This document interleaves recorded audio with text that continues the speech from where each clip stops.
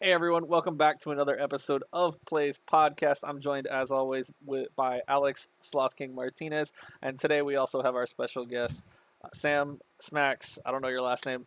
Uh, Here we go. He already how is does it? it. He's How's it already going, starting. Smax? I'm pretty great. My last name is Hyde, but it's Hi. spelled weird. But yeah, I'm doing really great. I'm really excited to be on the show with you guys. I've been listening to it all, and it's really great stuff. And watching all the teams and everything, it's just really fun. Don't Absolutely. say her. We Don't say love her. doing this show, and that's why we keep doing it. Alex, what about you, man? How are you doing today? I'm doing good. I'm really excited to have our guest Smax on today. He's really knowledgeable, awesome caster for the org. Thanks, man. All right. Well, so today's episode, just so everyone knows, is going to be a lot like last week's episode, where we just kind of break down the games that were streamed, give our thoughts on all the teams as they currently stand in the standings, roast some teams, praise some others, and yeah, I mean, let's just go ahead and jump right into it. Let's start off with the Mind Division as always. Uh, so my division had a couple weird things happen this week. Obviously, we had University of South Alabama dropping from the league due to reaching the cap and the number of forfeits that they're allowed. NCSU or NCSU JV rather graced the league with their presence by playing this week.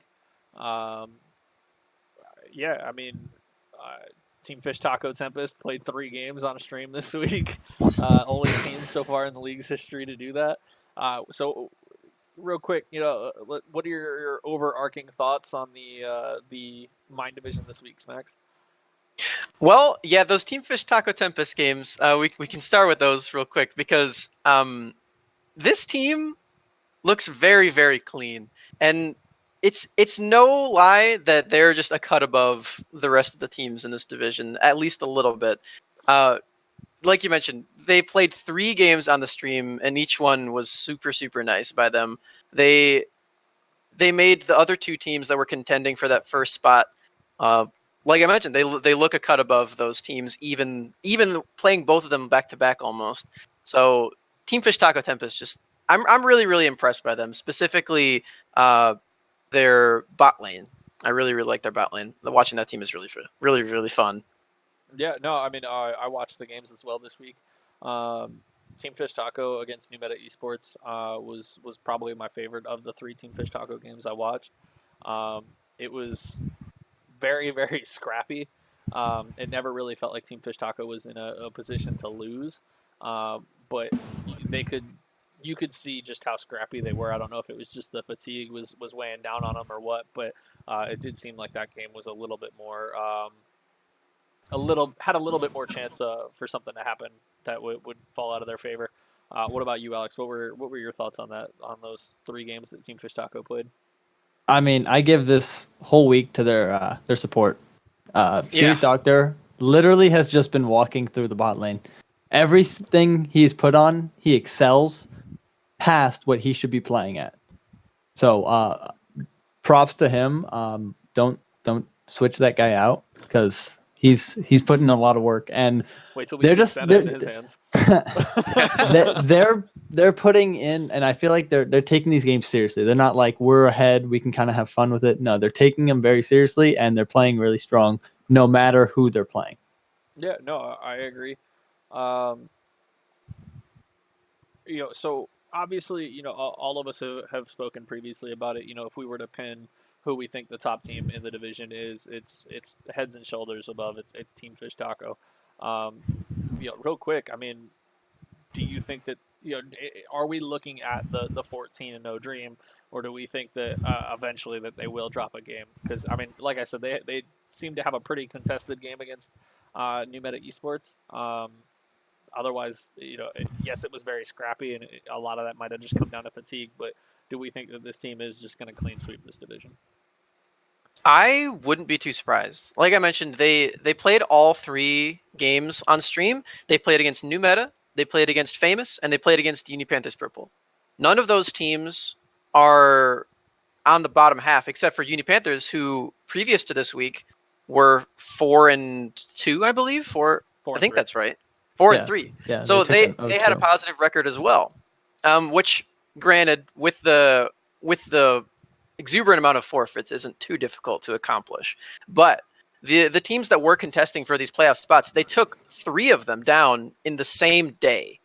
Yep. And I think it wouldn't be too far-fetched to see them do the same thing to the rest of the league. No, I mean, I 100% agree. Obviously, this upcoming week they play NCSU, who I previously stated, coming back after forfeiting 4 games. So they're kind of on that cusp. So we're hoping to not see them forfeit another game. And then they play Don Revenant. So I mean, next week we don't really have a lot of information on NCSU. But just doing the eye test based on like records, you would be like, okay, well, this should be another 2-0 week for them. So I agree. I think 14-0 is completely reasonable. What about you, Alex? What are your thoughts? Well, I mean, when we talked about Famous Gaming and, where they were standing and saying, hey, this is the team that's going to really give TFT a run for their money. And then they actually got an 0-2 this week and looked really rough. So now we're kind of sitting here like Team Fish Taco looks above the rest, and it might be hard for them to take a loss. No, 100%. I mean, let's move on from Team Fish Taco and let's actually talk about New Meta. So New Meta at the beginning of the season, they started 2-3. Yeah, this was a team in their first 5 games. I was like, okay, this is a bottom of the table team. The really only big win that they got was against Famous Gaming. Their other win was a forfeit. This is a team that I had essentially written off. And now, they went from 2-3 to now they're 6-3. So they're on a 4-game win. They were, they started 2-2 rather. And one of their wins was a forfeit. And one of their wins was the win over Famous. But I was like, you know what, this is a bottom of the half team. Like this isn't going to be, too much of a big deal for them. It was just, maybe it was just good fortune on the day that allowed them to beat Famous, and now they're sitting at 6-3 with their only loss since then being to the top team in the division in Team Fish Taco. What do we have to say about them who really risen in the standings? Well, they're definitely on an upsurge. I would say that they need to play against the other teams that are fighting for the 2nd and the 3rd seed for the playoffs. Before we can really solidify them in that position. But as the standings are right now, they are that team. So those wins that they got, all 4 of them in a row, have been really, really big for this team. And I would expect to see them continue that at least against the other teams that they've defeated, and maybe taking games off of these other teams that are up near them, like OTA Cinder. They might be able to beat Uni Panthers Purple as well, as they took a little bit of a slide this previous week. Yeah, I mean, absolutely. So New Meta in the first week, they lost to Cinder, they beat Famous, and then they lost to Uni Panthers, and then obviously they just played the game against Team Fish Taco. So those were their first 4 scheduled games. So I mean, they've already shown struggles in the previous weeks against these other top tier teams, but since then, they've shown a better level of consistency in taking down these middle of the pack and lower echelon teams, which is why we now see them tied in the standings with Famous Gaming for that 2nd seed spot. Now, let's transition over to let's actually transition to the game that New Meta has this week against Famous Gaming. Alex, what are your thoughts about that game? Because obviously, we said, New Meta beat them early on in the season, so you got to imagine that Famous wants kind of revenge. That way, they're not sitting below this team that they lost to so early in the season in the standings. Yeah, I mean, when we look at New Meta Esports, last week they lost to Don Revenant. This week they take a huge win over OTA Cinder, and then they lose obviously to Team Fish Taco. So it's like you lose last week to a really low team, you win against these higher middle of the pack teams. So like, where are we kind of sitting for this team? Because like the standings right now for the whole division, I think are kind of like really close. OTA Cinder, we've seen that team do well. We've seen them take 0-2s. Uni Panthers, we've seen them do bad. Then they jump up and get a 2-0 win. And Famous Gaming obviously looks a little off this week, but we've seen the consistency out of them thus far. Will they step it up and come back? No. So I'm not ready for new meta to be like, oh man, they're locked in. Mhm. It's not guaranteed for me yet. No, I got you, and I think that the hard thing to say about like a tournament structure like this, obviously if you listen to any other podcast like that speaks about like the world's tournament and stuff like that, you'll hear a lot of the same criticism where having to play those 3 games in the second round robin all on the same day is so taxing, because you can either have one really good day where it just lifts you up and now you're in playoffs, or you can have one really bad day and now you've fallen out of playoffs.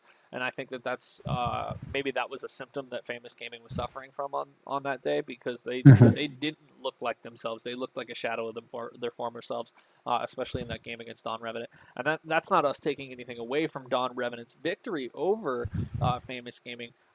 It's just more of an observation of Famous Gaming themselves. Yeah, that definitely makes sense. And just kind of like on this division as a whole, it's pretty shaky that these teams are very, very swingy when we consider the fact that there have been so many FFs, because those have to take into account the swingy moments, right? Because people will get 2-0 weeks, but it was against a forfeit and one of the lower teams, and then they go up against Team Fish Taco, and then they look bad. And that's where we struggle in the mine division, I think, is just we have so many FFs, it's hard to do anything about what we're actually seeing and how consistent the teams are for a week, because they're not actually playing 2 games. They're playing 1 game. No, absolutely. And that's the weird thing, is it's like, I would love to talk about NCSU, about the fact that they did have this 2-0 week.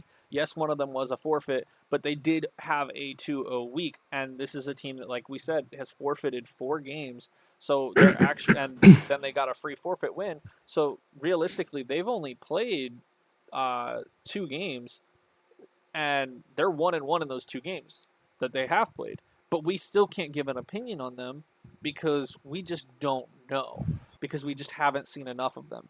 And I think that really does make it difficult to really discuss in full, this division. And we would love, obviously, we're planning on week 7 having this large discussion, shut up, about, this division in week 7. We're planning on having these large division discussions, but we can't really do that because we have, or we're going to have to skip over some of the teams in this division, like University of South Alabama, which means our episode discussing this division will be so much shorter than we want it to be because of all these forfeits. And I think it punishes teams. Need to realize when they join these leagues that when they're forfeiting games and stuff like that, they're not just punishing themselves, they're punishing the division as a whole, especially from a content creator standpoint. Yeah, and from a player standpoint too, these teams want all the preparation that they can get going into the playoffs. So they, with all these FFs, it's really shaky for this division as a whole. And I'm really worried going into playoffs that Mine division might not show up just because they haven't had the same level of competition because of all these FFs. And on NCSU, like you mentioned, they were 1-1. But they still have 6 games left in the season. So if it turns out that they are very, very good, they could end 9-5, which would be a total shame because we missed out on 6 games that we could have watched of theirs. Yeah, no, when they could have been the best team, and that's a real shame. I hope that they come to play. Well, and I think what's happening too is that you'll see the inconsistency out of these teams. And it's more of just because they're not getting enough practice within their weeks. Yeah. You look, win or loss, they take these games back and they say, we need to fix something. And when they're not getting a win or a loss to look at, they have nothing to play off of. And it swings momentum because they're like, oh, well, we won this free game, but now we kind of feel like we're not ready to actually play. No, absolutely. I agree. And obviously this week, like I said earlier, NCSU does play against Team Fish Taco Tempest. Imagine if they then take down Team Fish Taco Tempest. Yeah. That'd be Because- crazy. I haven't seen a That'd be single so game crazy. from them. No, and that's the thing, and that's where it's so crazy to me, because it's like, we know nothing about this team, and if they come out and just I'm beat a the loser if they undefeated win. team, I'm a loser. it's just like, holy shit, like, what do we do? Like, we just said that, this is a team in Team Fish Taco Tempest that we all believe could have the 14-0 season, and then they just lost to a team that we couldn't even give any feedback on, because the 2 games that they have played have all been off stream. Yeah. As someone who has a show before the games where I have to predict publicly, this frustrates me because I don't know what this I predict team. a forfeit. Oh wow! But yeah, like I want to know what NCSU is capable of, and we haven't seen it yet. But their 2-0 week is really exciting, and their win is not meaningless either.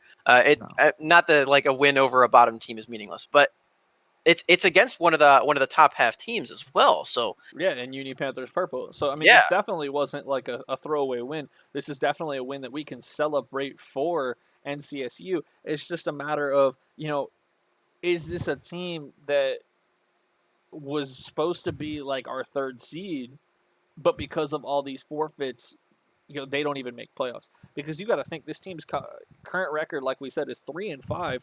I have gone on record publicly stating that I think if you get 6 wins, you're just out of playoffs. Or if you get 6 losses, rather, you're just out of playoffs. So, they're 1 loss away from reaching that number, and they have to win out, essentially, if they're going to have a realistic shot at making playoffs. And are they going to be capable of that, or are they now going to completely miss on playoffs because of those 4 forfeits that they did have? I didn't see the stats for that game. How convincingly did they win that game? Does anyone know? I check can it out. double check it, but I believed it was fairly convincing. Because I mean, obviously we've seen good and bad from Uni Panther, so it's not surprising that they might throw a game. But at the same time, how convincingly did they lose that game? Because they did have a rough week. Sorry, it looks like it was. Honestly, looking at this, it looks like it was pretty not close with NCSU's bot lane and their jungler having 14, 16, and 15 KP. Yeah, it was in a 30, 16. Yeah. It was a 32-minute game, and their 80 with 16-7 was the kill score, and then you got their 80 carry sitting at 12-0-4. So that's actually a very low kill game for what we've seen so far. I would say. I mean, that's pretty low. For 32 minutes, yeah. So maybe we're seeing better macro play out of this team that would be exciting. Maybe we'll get to see them on stream next week and really see what's going on, because I'm excited for that game. Obviously a team we've never seen before, and you're versing the undefeated team. Yeah. Which, I never get tired of watching TFT, because Furious Doctor, man, that guy is such a monster. His 80 carry is always on point. They have such great synergy. Their mid laner seems to always have so much pressure where he can roam down. So they're always good to watch. And this is really, really interesting too. Looking at that victory on the stat sheet, they play around their bot lane. They have the support jungle synergy. Yeah, so how's it going to go based on the scoreline when we put them up against another team that has a very strong bot lane? Yeah, I would consider Team Fish Taco to have one of the strongest jungle support duos in the whole league as a whole. And if that's how NCSU plays, then we'll have to see if they can match this up. Maybe I've been wrong, and the whole thing has just been hidden under so many FFs. Yeah. No, I will say that. I will say that I don't think Uni Panthers has the best spot lane. It's actually been one of the spots that they have been the weakest at, and kind of loses them games. So this doesn't confirm anything for me, because again, Uni Panthers, they've thrown games before, they've lost to their bot lane, so maybe we're gonna that could have been the case. No, absolutely. So I mean, we've talked about Team Fish Taco, we've talked about New Meta. We glanced over Famous Gaming. Are we kind of writing off this this O2 week as like it was a bad day, shake it off? We'll see how they look next week, or or is this cause for concern, the fact that they did drop these 2 games this week? The only thing that kind of throws concern to me is that they kind of got stomped out in every point against TFT. Yep. And when we were talking about, hey, this team was that team, we kind of looked at, hey, they're going to take that first win. They're right around the corner. They're keeping up. And then they get an 0-2 against the best team and a lower end team. So Dawn Revenant, I mean, we've talked about Dawn Revenant. They need work. They don't look like they're synergizing well. They are not using their comp effectively. Their communication is off. And then they beat a top team. So it is flag for concern. And I think they need to review these games, take a look at what happened, or say, hey, whatever we did, whatever we tried to change up, maybe they changed up their drafts a little more than they used to. Yeah. But they need to take a step back. The draft is really the point of concern for me, because looking at these two games, they have comps that scale very, very hard. In the one we saw off stream, well, we didn't see it off stream because it was off stream. The one that we have the screenshots of, they played Yasuo with Silas, and their bot lane was Ashe Zyra. So they have a lane dominant bot lane, but their jungler was Zac. So they don't have a lot of early priority there. And I've been seeing a lot of Zac. What's up? Yeah. So I'm not think sure. Zac It's very received, slow. It wasn't about Zac receiving buffs or anything like that. I think it was other top tier junglers received nerfs, and generally when you see other like top tier junglers receive nerfs, like some of the early game junglers, you'll see some of these like more mid and late game junglers rise back up. And I think that this time around Zac is just the beneficiary of that.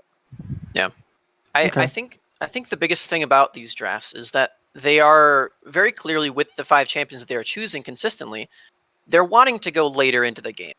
But they're passing up on Kayle. They lost Kayle in both of these games. Maybe they wanted to pick the Kayle and it was first picked away from them, but they didn't actually pick the late game champion in the game right now, which is making late game viable, which is the Kayle. And on top of that, on their off-stream game, they had Veigar picked against them, and they still picked late game team against Kayle Veigar. That doesn't make much sense. And I have to question their drafts in these games, specifically in the one we didn't get to see because we didn't see the actual gameplay. So all we see is the draft. Mm-hmm. So my actual biggest concern for Famous Gaming coming off this week is how exposed was their bot lane this week? Their bot lane in 2 games, in the first game, the one that was off stream, they were a combined 2-14, and then in the other game, their bot lane was 1-10. So on the week, they went 3-24 as a bot lane. That's I mean, oof is about right. That's pretty big oof.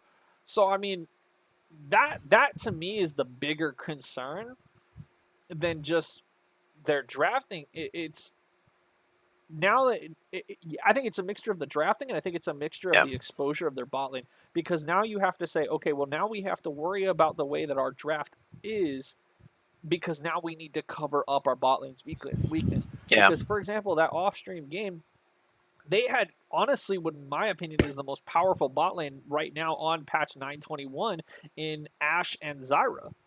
Yeah, that bot lane combined has, like, if you go to like look up like duo win rates and stuff like that, that bot lane in solo queue has a 62% win rate. And they were against a very defensive bot lane too, Ezreal Tarek. And I've praised their support player. And he was a player to watch at the week 1 and week 3. So I don't know where he kind of fell off, but he had a lot of deaths in these games, and he was just not on point, and it kind of looked like he had a little bit of weakness. Yeah, and in the game number 1, I think it is more about the draft than their bot lane, because they left open Propa's Gragas, they left open Furious Doctor's Pyke, and then they just put on a highlight reel, getting pick after pick on the Gragas and the Pyke, showing everyone why they picked those champions. So I think that's a little bit more on the draft, but the game against Dawn Revenant with Ashe Zyra is very, very concerning, like you're mentioning.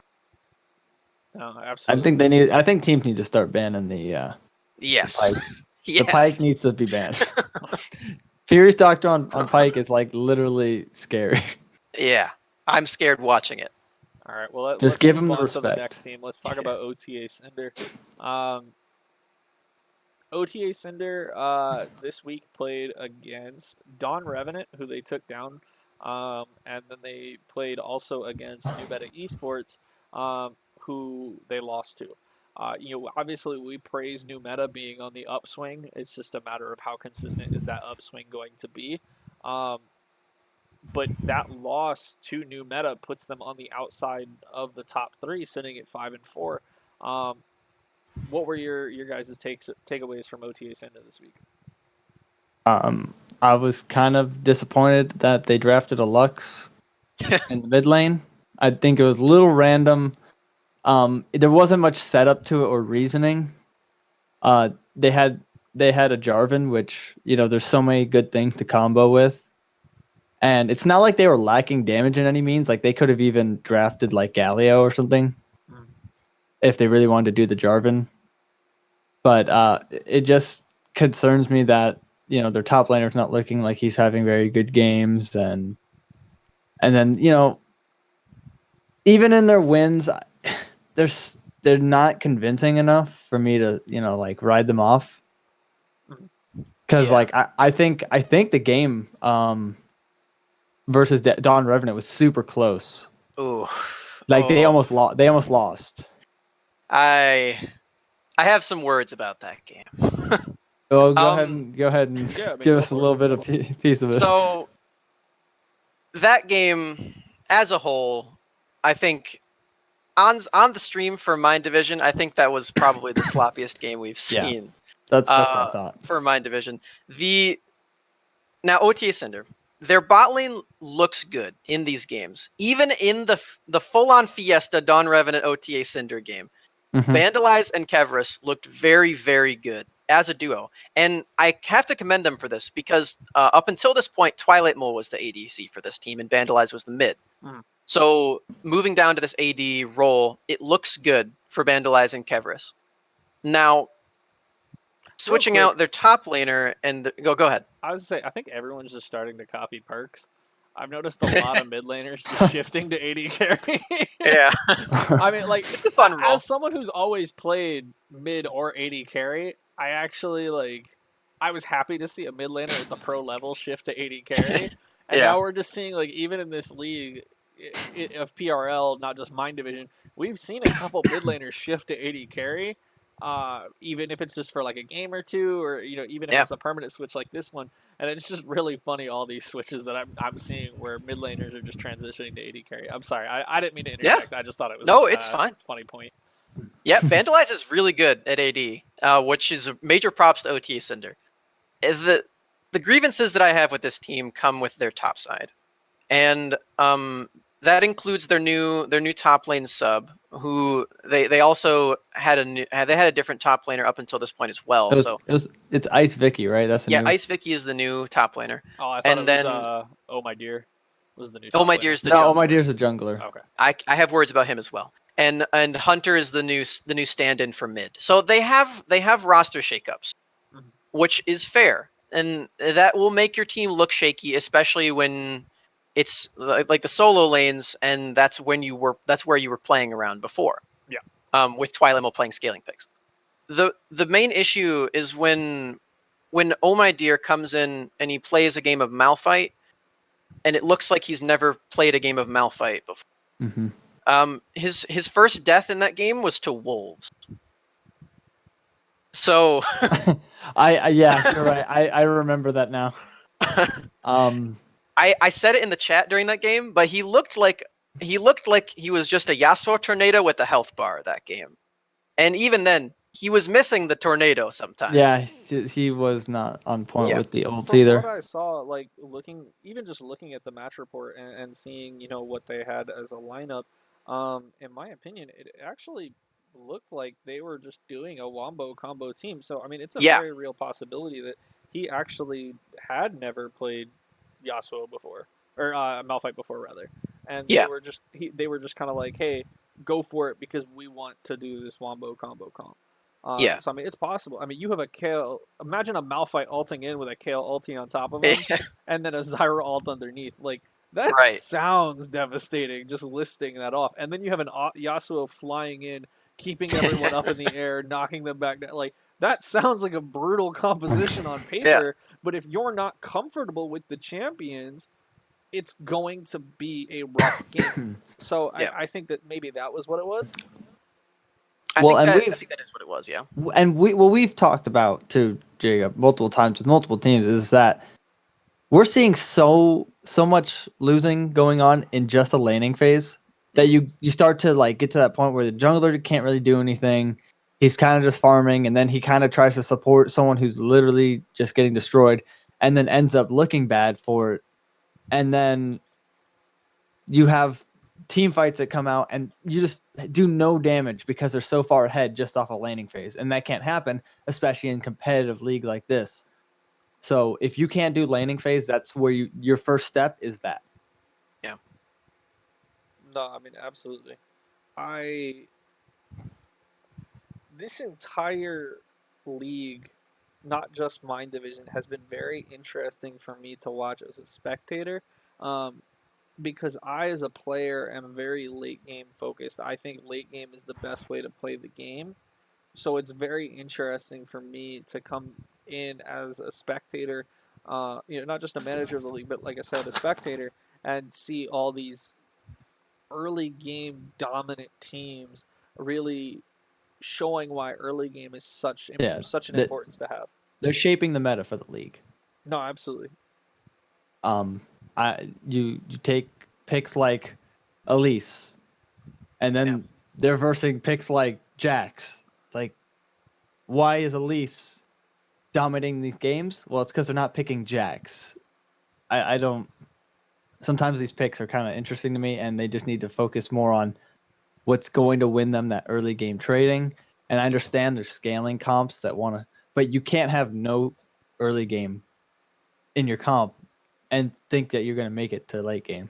Well, and we even see it at the pro level where these teams are picking these late game focused team comps, and they're not making it there because these other teams have such early game compositions. I don't remember what pro it was, but one pro even went on record stating that if you pick Elise and Renekton as your top and jungle duo, and you dive their top laner at level 3, and then dive him again at level 4 and again at Yeah. level 5, you've now removed that top laner That from he's the not game. even a player. Yeah, Yeah. he's awarded at that point. And I think that I think a couple teams have tried executing on that strategy where they've tried just playing this Oh, early we've game definitely out seen it. and Yeah. removing this one player from the game, and we're seeing that is the way to win these games. And I think it's so impressive to see all these teams that, and again, no offense to these teams, aren't professional teams by any stretch of the imagination. No, and they're playing it adopting the- like a professional team. yeah, Yeah, adopting the strategies of pro teams and executing them at this level consistently. And I think But, that's I mean, why we see some of these teams that we that's just proper League of Legends, though. yeah. You want to make sure that all your pieces are stronger than their pieces, so you can knock their pieces down. And the more pieces you shift around the map, now you have a stronger fortification. And that's what they're implying here, is that you take out their top laner, you shift them down so they can have control of Dragon, shift them up to have control of Rift. I mean, it just makes the games go by so fast, and the gold from the plates that they're getting is so ridiculous that they can't keep up. No, absolutely. And again, the reason I said that though is I want to give props to OTA Cinder for being a top 4 team currently, despite the roster swaps. But I also want to sing the praises of teams like Team Fish Taco, who haven't had to make those roster swaps, who have really held their team together, and that level of organization and consistency in the roster is why we see some of these teams sitting at these undefeated to 1 game loss records. Yeah, and I think another team that is having some roster shakeups now is New Meta. They've brought in new. I think they've used 3 subs at this point. Yeah, I don't think I recognize their bot lane anymore. I don't team recognize their top laner either. Yeah, the team has shaken up for them, and I think they have figured that same thing out. Granted, instead of Elise and Renekton, they ran Nautilus and Kled, but they still did the Kled same was thing. doing so good in that game. Oh too. yeah, ooh. He won that whole game in my opinion. Yeah, he And stomped it. And again, this is why I flamed for the Lux pick is because that Syndra made so many moves around the map and was able to put off so much pressure that it made it impossible to catch up. And then you just have a Lux there who's, trying to fish for bindings and get some damage off of their ult. Yeah. Forklift Operator was so good at Kled that it made it so Klepto-Bismol could play Nautilus jungle. Yeah. And that was good. His Nautilus was jungle, when I first saw him pick it, and I'm like, what are we doing? Yeah. And I was like, okay, because he literally ganked mid like 3 times, and I'm like, yeah. Okay. Okay. It was impressive. It didn't work against Team Fish Taco, but nothing has so far. But it worked in that game, and again, it's he's just abusing the map awareness of these lower end teams. Yeah. Because they're very low. You're seeing a lot of ganks get off very free and low vision control in the early states of the game. They do a lot better come late game. They're actually controlling a lot of vision, but early game is a huge struggle. Yeah. They're not, in my opinion, they're not tracking these junglers enough. These junglers have so much freedom. When you see these teams like go for a kill bush in the beginning of a game, instead of focusing on getting wards, you're making it so much harder to be like, where's their jungler right now? And then you can't play aggressive if you're on aggressive champ against someone who's weaker, and you kind of just have to sit there and pray. And when you do go in, you end up getting killed. Yeah, and that's the reason I bring up new meta, because they are going for stuff like this. I admire that they made the Nautilus jungle work. I think that moving forward, if they can practice the actual good early game junglers, then this team is definitely scary. And I give you props for using something garbage. So next week, if you use something good, I'll be really impressed. Next time, try the Gragas, try the Elise, maybe some Jarvan, and then go for the same stuff you did on Nautilus. I guarantee it'll be way better. And what the about thing is a that Mumu, man? Throw a Mumu in there. Like, give the sad mummy some love, man. Well, like, you look at Gragas, and he literally does everything better than Nautilus. Yeah, he does. Everything better. So it's like, these are the picks that you're like, wait, what? But then they use it, and they're like, okay, I'll give it to him. Maybe it could be a comfort pick, though. Yeah, it's true. That's bread and butter. Yeah. All right. Well, let's go ahead and keep moving down the list. Up next is Uni Panthers Purple, and there's one thing I want to ask about Uni Panthers Purple before we really kind of dive into their team a little bit. So University of South Alabama, before they got removed from the league due to their forfeitures, they played one whole game. That one game they played was against Uni Panthers Purple, and they took a game down. They took the game. So Uni Panthers Purple is sitting at 4-5, with one of their losses being to a team who's no longer even in the league. And we talked about this too. Uni Panthers, they've been throwing games. They've been throwing too many games. And, we went in, I think 2 weeks ago. I think week 1, we were like, this team's going to shine. Look at their play. Pop-Tart. Huge plays on this guy. Huge plays. He's always looking good, whether his team's doing bad or not. Lost in the sauce. We've seen a lot of good things out of him. Yet he's been a little shaky lately, but we're still seeing him be dominant and put up a good fight. But, when you have things like the bot lane having a lot of struggles, and then the jungler picking things like Jax, that's where you're like, we know why they're throwing these games. Yeah. They're drafting bad, and they're not thinking about who they need to play around. If your bot lane's not doing well, don't play around them. Just go for mid. I think bad might be an understatement. They had Zillion top in one of their games. Did they really? Yeah. And Pop-Tarts was on Garen. In the mid lane, yeah. Now, Garen is he's pretty strong. Not mid. I don't think that you should be putting Pop-Tarts, one of the most proficient mage players that we've seen so far. His no-pause is literally amazing. It's so good. Why is he on Garen? I don't know why he's on Garen. And why doesn't he have a cat? I don't know. There's no Yuumi in this game. It's replaced with Zillion top lane. Maybe they were planning that Yuumi jungle strategy, and it just didn't work out. And I love Zillion, and I think Zillion is okay in the meta. But if you're gonna play it mid. That's where it strives. It has a crap early game. It's like a kale. Yes. It's literally a kale, and then you just pop off late game with so much CC. So, but you gotta play it mid. One thing I wanted to say about this is, we talked about this previously, me and Alex, about how, best of ones sometimes inspire these kind of cheese strategies that will either win you a game or lose you a game. Do we think that this was just them saying, you know what, let's try to cheese this win out against a team that is, I mean, I don't even I remember think who they. their loss I to think was. so It was to it was to team NS NCS or NC. Yeah, they lost NCSU. NCSU. Yeah, so is it, And I think they kind of said, "Oh, these guys, they haven't even played a single game. We'll just kill them." And then they get in there and get destroyed. So I don't, Yeah. I had a lot of words for Panthers purple. I had a lot of hope, and now they're just kind of taking these games that they did win that were very convincing against some higher teams, and just throwing it now. Yeah. I think they're really, really overvaluing Garen. I think that Yeah, I know Lost in the Sauce plays it a lot. it just seems like they're trying to make it so every single one of their players has played a Garen game in this season. So I think 3 of them have so far. Wait, I think I have all their shit. So It's they played. No, they did a game where it was Darius top, so we're good.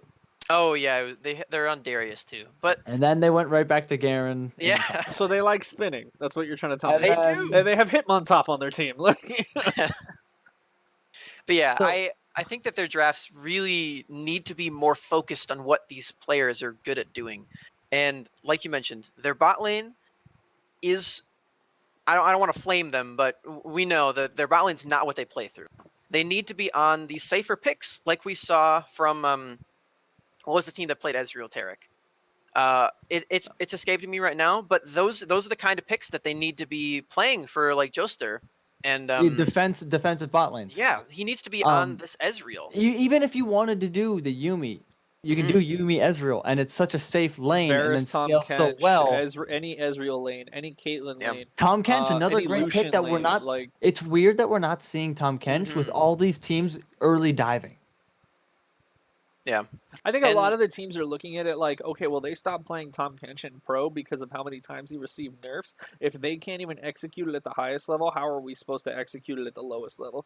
And I think a lot of teams are shying away from picks like Braum, like Tom Kench, I mean, even the Alistar because of those situations, because of that.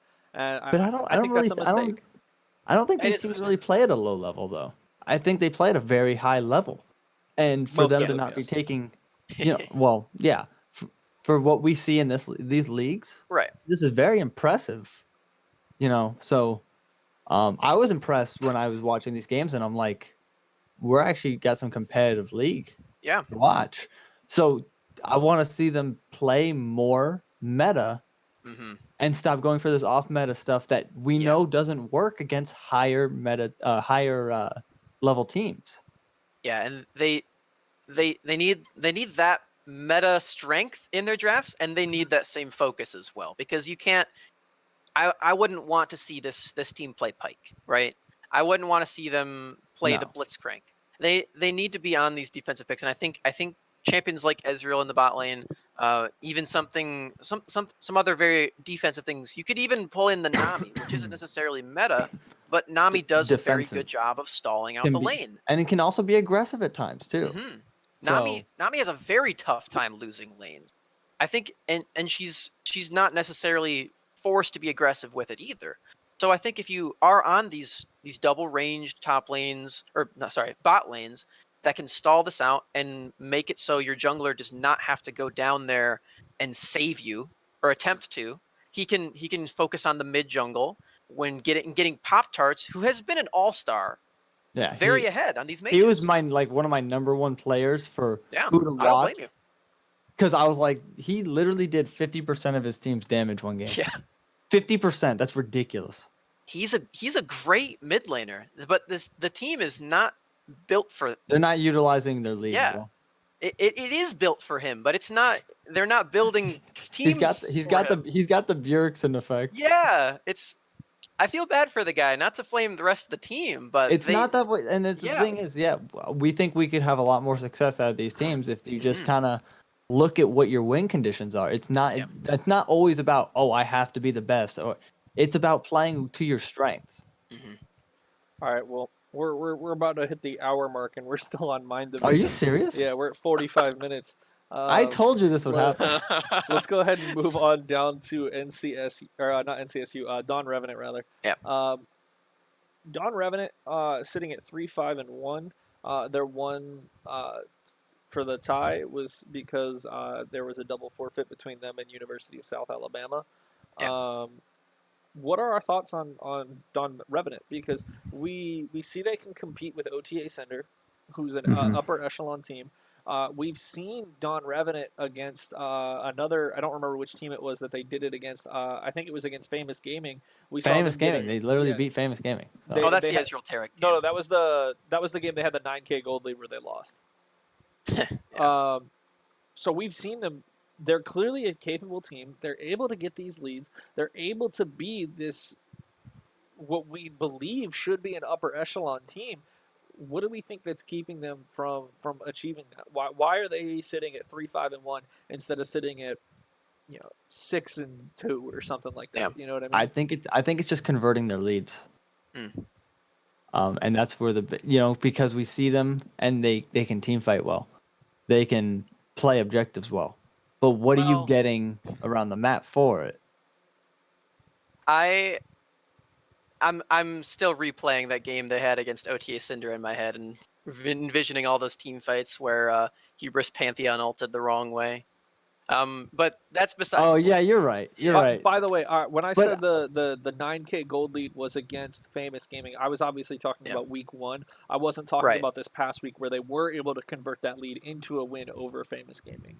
Yeah, and I think that this is a team that in the game against OTA Cinder, they played the early game pretty well. They were getting the picks that they needed to, but they didn't have the safety to move forward in the game. They did pick the super powerful Pantheon, and he stomped the lane against Ice Vicky. But we but really they didn't didn't- see they didn't anything move it. else out of that. Yeah. Yeah, they didn't move it elsewhere. They're not converting. Mm-hmm. And I think that they recognized something was going wrong with their early game plan when they went into Famous. And I think that this is the kind of team comp that this team is going to strive with. They have the really defensive Ezreal bot lane that I think is very undervalued by teams in the division, and the league as a whole. And they had the Veigar and the Kayle. Now, these lanes all put together should be 3 losing lanes. So they shouldn't do this again, where they have three very defensive lanes and a level 6 jungler. They shouldn't do exactly that again. But they're getting the right idea where they have what I think to be the premier role for late game consistency right now, which is top lane, and specifically with Kayle. They picked Kayle, which is a genius step for all of these teams that want to win in the late game. Pick Kayle. Those are my 2 words of wisdom for you. Yeah, or They ban it. did that, or ban it, and they picked Veigar as well. So they had tons of security for late game, and I think that this is the kind of thing that this team can continue doing to work really well and maybe get up there out of their negative win rate. So when I look at some of these teams in this division, and this is obviously I'm not just speaking about Don Revenant, I'm kind of speaking about everyone. We've praised a lot of these teams early games, including Don Revenant. We've said that they have this fantastic early game, and they just fail to convert into the late game. It's a lot of conversions. Yeah, I think a lot of the issue that I have with these teams is a lot of these teams are either I'm all in on late game and I can't get there, or I'm all in on early game and I can't close.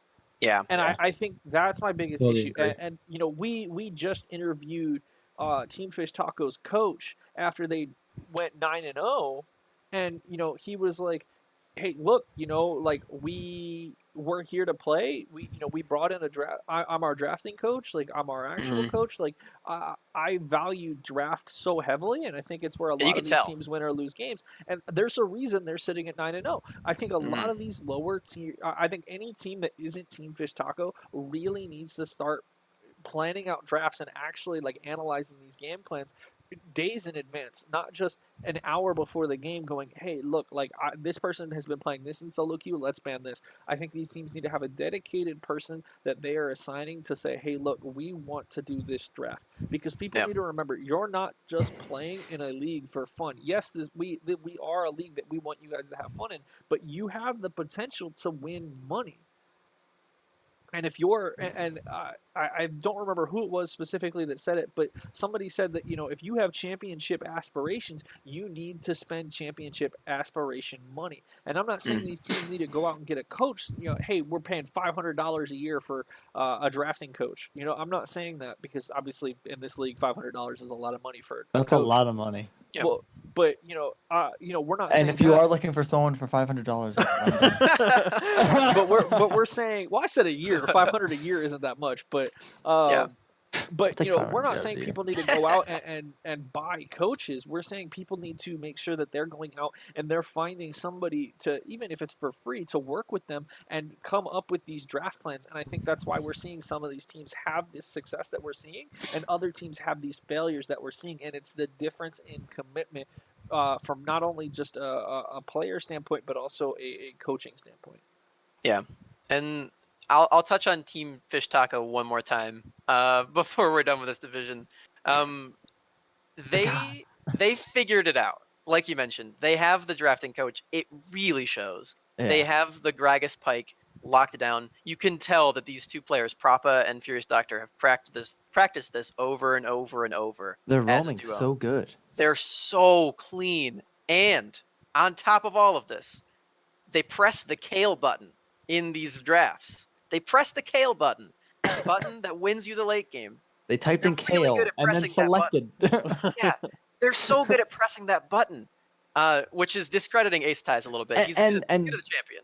And the thing is, too, yeah, he's winning early game on the kale. Yeah. Which is even more detrimental, and they're not playing around shutting down the kale when there is the kale. Yeah. It's crazy. I think a lot you of can these tell that teams they've been doing this for a while. I think a lot of the teams see the kale though, and they go, "Oh, well, we should be able to run over this with just an aggressive early laner." Because a lot of people still think when they think kale, they up until I heard somebody tell me directly, because I hadn't seen it in solo queue, I hadn't even seen it in pro play. Was, oh, well, they made this change where kale now hits ranged at 6, and then as soon as I heard that, I was like, oh my god, like Kale just rose so much in priority. Yeah, that makes she's you just such gonna a win. better champion. And now we're seeing it at the pro level. It's pick or ban almost every game. We're seeing it at this level. She's actually receiving a nerf next patch. Yeah, but it's because one of like 3 this. champions. And it's I think I'm so happy to see these teams that are picking the kale and are banning the kale, respecting the power that the kale now has. Yeah. But I think that it's a lot of these teams need to, like I said, I think a drafting coach will be there to help you figure this kind of stuff out. And I think that's my issue. I think once we get to playoffs, you're gonna see such a change in draft. It's gonna be ridiculous. Like, you're gonna see these teams like so competitive in these drafts. No, absolutely. Because especially in a best of 5, it's so important to have the better draft. Like, Yeah. And then to be like, okay, this game they beat us with this, we'll draft this time. You have to be able to adapt too, which I'm really excited for playoffs. Me too. No, absolutely. I mean, And we're so far away. I have a quick question that obviously I don't think anybody asked this in the Place Podcast question section. If they did, then I just want to ask this question of you guys. I personally think that draft is about 35% of the game. Like, genuinely, I think 35% of the time a draft will either win you a game or lose you a game. Where do you guys fall on that spectrum? What percentage of the time do you think that draft is one of the most important things? That's a really tough question. So the way I want to represent that question is, if we're talking diamond level and above, draft is definitely 35% of your win. Because players are playing at the same levels. Yeah. So that now when they're getting that pick, you don't have to be like, oh, well, it's okay. They're just going to suck on it. No, because they're going to be playing it at a high level, and now you have to worry about those picks being chosen. Yeah. And that's why we talk so much about the meta is so strong that if you just play the meta, they're going to win more games. Yeah, at a stage where everyone is about the same skill level, draft becomes so important. I'd say it's even higher than 35%. Yeah, if everyone's the same level, then it's probably Because you're approaching seeing, 50. like, when I talk about worlds, draft is 50% of the win. Yeah, for sure. But at this level, you agree? You think it's much more than 35%? Yeah. I would say that that's a pretty fair I'd say it's number, pretty yeah. 40, 45. Yeah. Okay. All right. Well, that's. I think we've kind of touched on everything in regards to Mind Division. All right, a 4-hour plays podcast this week. Let's go, baby. All right. Well, let's go ahead and move on to Body Division. Body Division obviously had less games due to the fact that last Mind Division had a makeup game from a couple weeks ago. So in Mind Division, or in Body Division rather, let's go ahead and start off with SPK Embers. SPK Embers is now sitting at 8-0. They had another very dominant 2-0 week. They took down Kevin and Co. as well as Essentia Storm. What are our thoughts about SPK Embers? We'll get to the team you want to roast in a little bit here, Alex. Calm down. Not about roasting. I'm just salty. So what are our thoughts on SPK Embers? I mean, obviously this is a team that we've praised as very dominant. Is this another team similar to Team Fish Taco that we honestly could see going 14-0 the dream? Well, I mean, honestly, this week I saw a huge weakness in their playstyle. I saw them get outplayed in the early game, and they struggled to find that victory. So, I think this is a team that can be exploited, but are these other teams going to step up and find what they need to get the early game advantage? Yeah, the game you're referencing is Essentia Storm. Yeah, where they literally got destroyed in the early game and Right. only won because of a split decision Baron that was terrible. It was terrible. It was very. We'll get there in a minute, guys. Let's talk about SPK Embers. Yeah, it kept getting worse. If you watch, time was even worse than that. if you watched the first 7 or so minutes of that game, you'd be like, Essentia Storm is the best team. Yeah. In the league. They were looking amazing. Tea time. Yeah, anyway. Yeah. Okay. We'll get back to the. I'm so salty. All right. Well, then let's start there then, because obviously you both have really a lot of thoughts you guys want to share about this game. So let's dive into the dissection of the games. Yeah. First off, we'll start with SPK Embers versus Essentia Storm then. Okay. Which was their second game.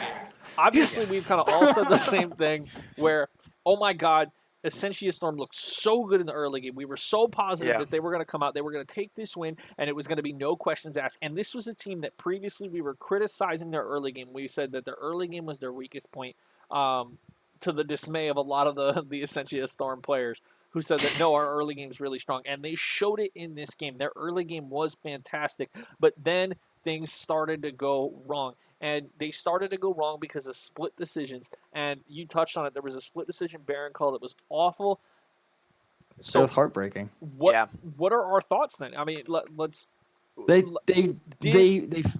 SPK Embers win this game, or did Essentia Storm lose this game? They lost this game. They did not. SPK did not win this game. Essentia Storm threw this game, and it all starts with their win condition is usually their bot lane. Himes, I believe that's how you pronounce that. Himes literally has like 13 kills a game.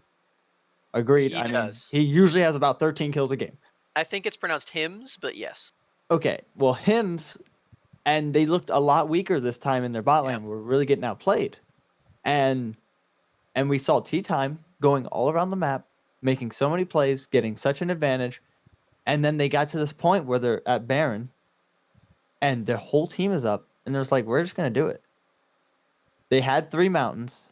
They decided to go for it, and they get it stolen, lose a bunch of players, and then the whole game turns around. You gave Vladimir items. You gave Zaya a chance to catch up, get to a 3-item power spike, and then they go for it again. Don't really think about it. Again, they go for a Baron call that doesn't really make any sense. Yeah. Boom. Again, like if they would have just waited to get picks with their Nautilus, this game would have went so much better. But because the Vlad got so strong, it was impossible for them to fight back. Yeah, the team fights are really not a point that Essentia ever wanted to be at. Mm-hmm. They had this early game their plan was super, super clean going into it. Yes, it was. Because Hims is probably the best AD that we have in Phoenix. Yeah.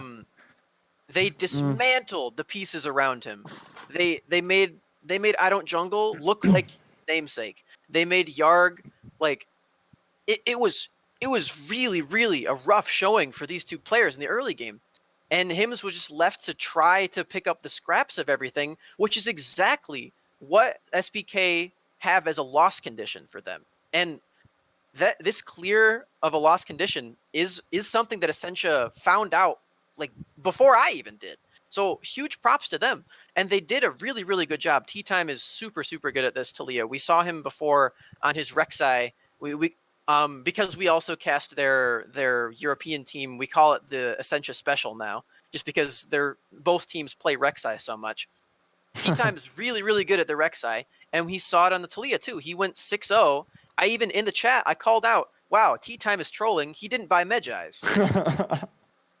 And then from that point on, I guess I cursed it or something, because, yeah, the macro in the late game was just really, really just bad for them in all capacity.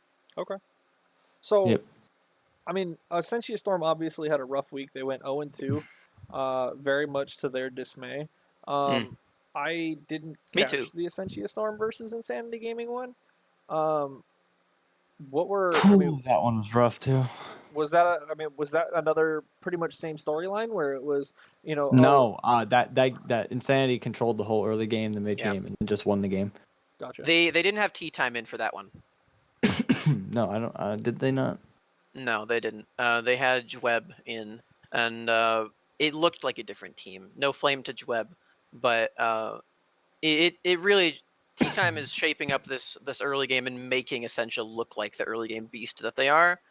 And T-Time was the sub before, but they kept him in for the past 4 games up until that point, and it looked like a different team because of it. So like I said, I don't mean to flame Jweb, but the Elise early game didn't quite come together for me. Okay, so my question is this then: is we saw Essentia Storm lose in 2 very different fashions. They lost from a decision making standpoint in the mid to late game, and they lost from a early game standpoint against Insanity. Obviously, this is a very concerning week for Essentia Storm. Yeah. They went from 4-2, second place in the division, to 4-4. I just feel like they took the loss really bad against SBK. No, SBK was their second game. Yeah. Oh, was it their second game? Insanity was their first game. Mm-hmm. Because it just looked like they were just a whole different team when they were versing Insanity. They just, their bot lane was not looking okay. Their top laner was like very iffy on if he should go in or not. I mean, when you're playing Kennen, you can't hesitate on your ultimates. You need to make those split decisions. So do we think it was something like was it we obviously I'm going to coin this term now. I'm again we'll talk about why we coined this term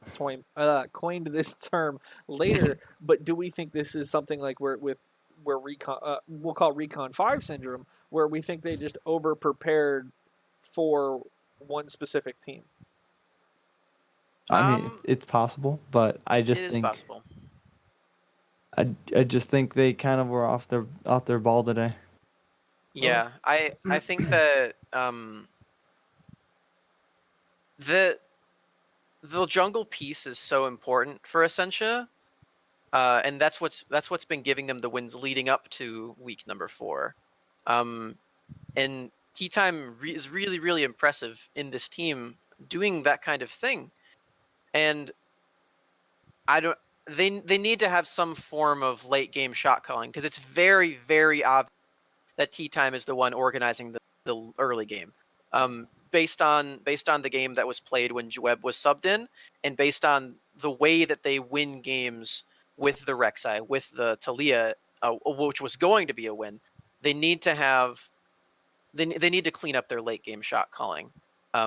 So I guess we ended up talking about Essentia Storm instead of SPK Embers first. Yeah, we did. No, and I'm fine with that. Like I said, that's why I made the transition over to that, Yeah. so we could talk about Essentia Storm. So All right, I mean, I'm better now. what are our thoughts about Essentia Storm then?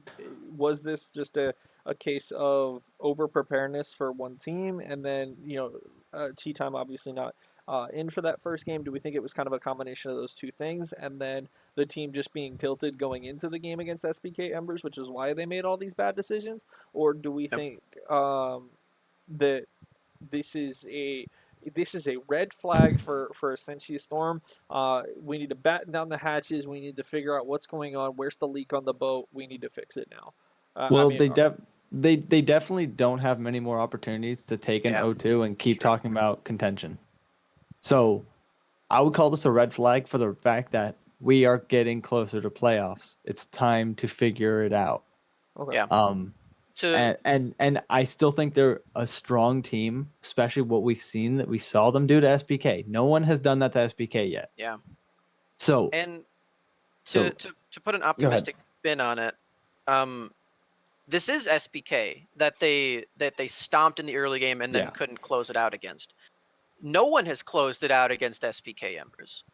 No one has stomped them. But but no one's also made them look like a fool in the early game. Yeah, exactly. And I think that there are a lot of teams that early game would have been enough for Essentia to win the game. But you can't say that and then No, say, you can't. but it's okay that you are doing bad against Sanity. Yeah. You can't say this. You can't like have that as something that's like a good thing about it and then still lose against a team that isn't SPK Embers. Mm-hmm. So yeah, I would agree. This is definitely a red flag for them, and they need to. It's patch just the the point boat. we're almost playoffs. Time to get it together. Yeah.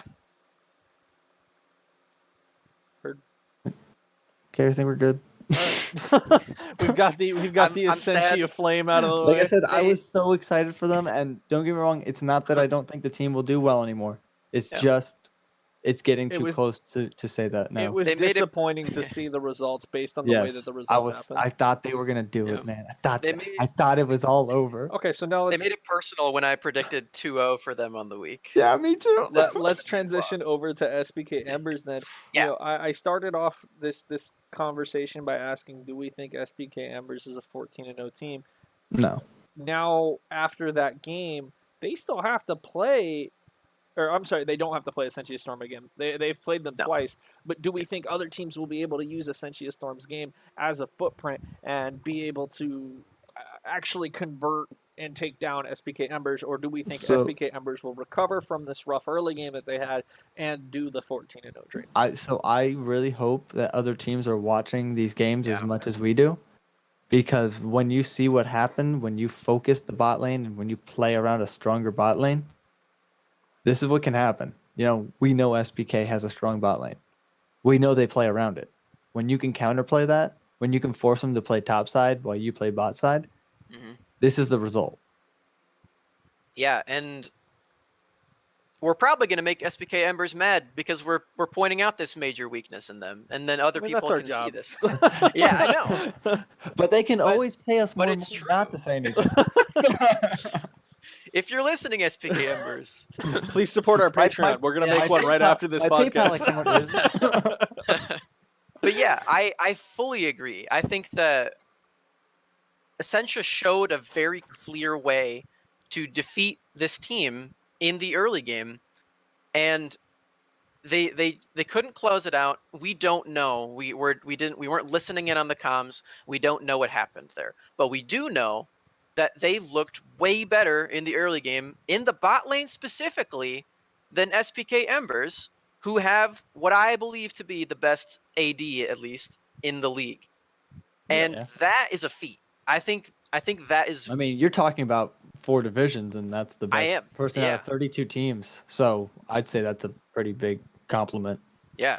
I stand by it, too. He's been a monster. They always have 13 kills. I swear. That's his niche. 13 kills.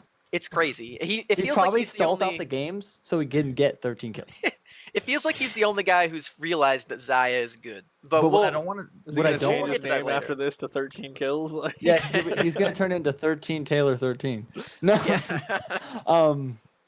what I don't want to take away from SBK is that their team fight is still looking amazing. Mm-hmm. They are on point with their team fights always, Yeah. no matter what. And Hims, as much as we kind of said he didn't have a great game and they exploited him pretty well, he still was so good. And his ultimates were great. His positioning was amazing. So I can say this stuff, but there's reasons behind why they came back in that game, and it was because they were still playing like a top tier team. Yeah, and this isn't the first time that they've had a deficit going into the mid game, and Hims has carried them. Just not as heavy, I think. It's never been this heavy, and I think that's very scary for them. For them looking at this, Hims is like whatever. Yeah, he doesn't care as long as he's not like dying over and over. Then he'll get to the 13 kills, you know.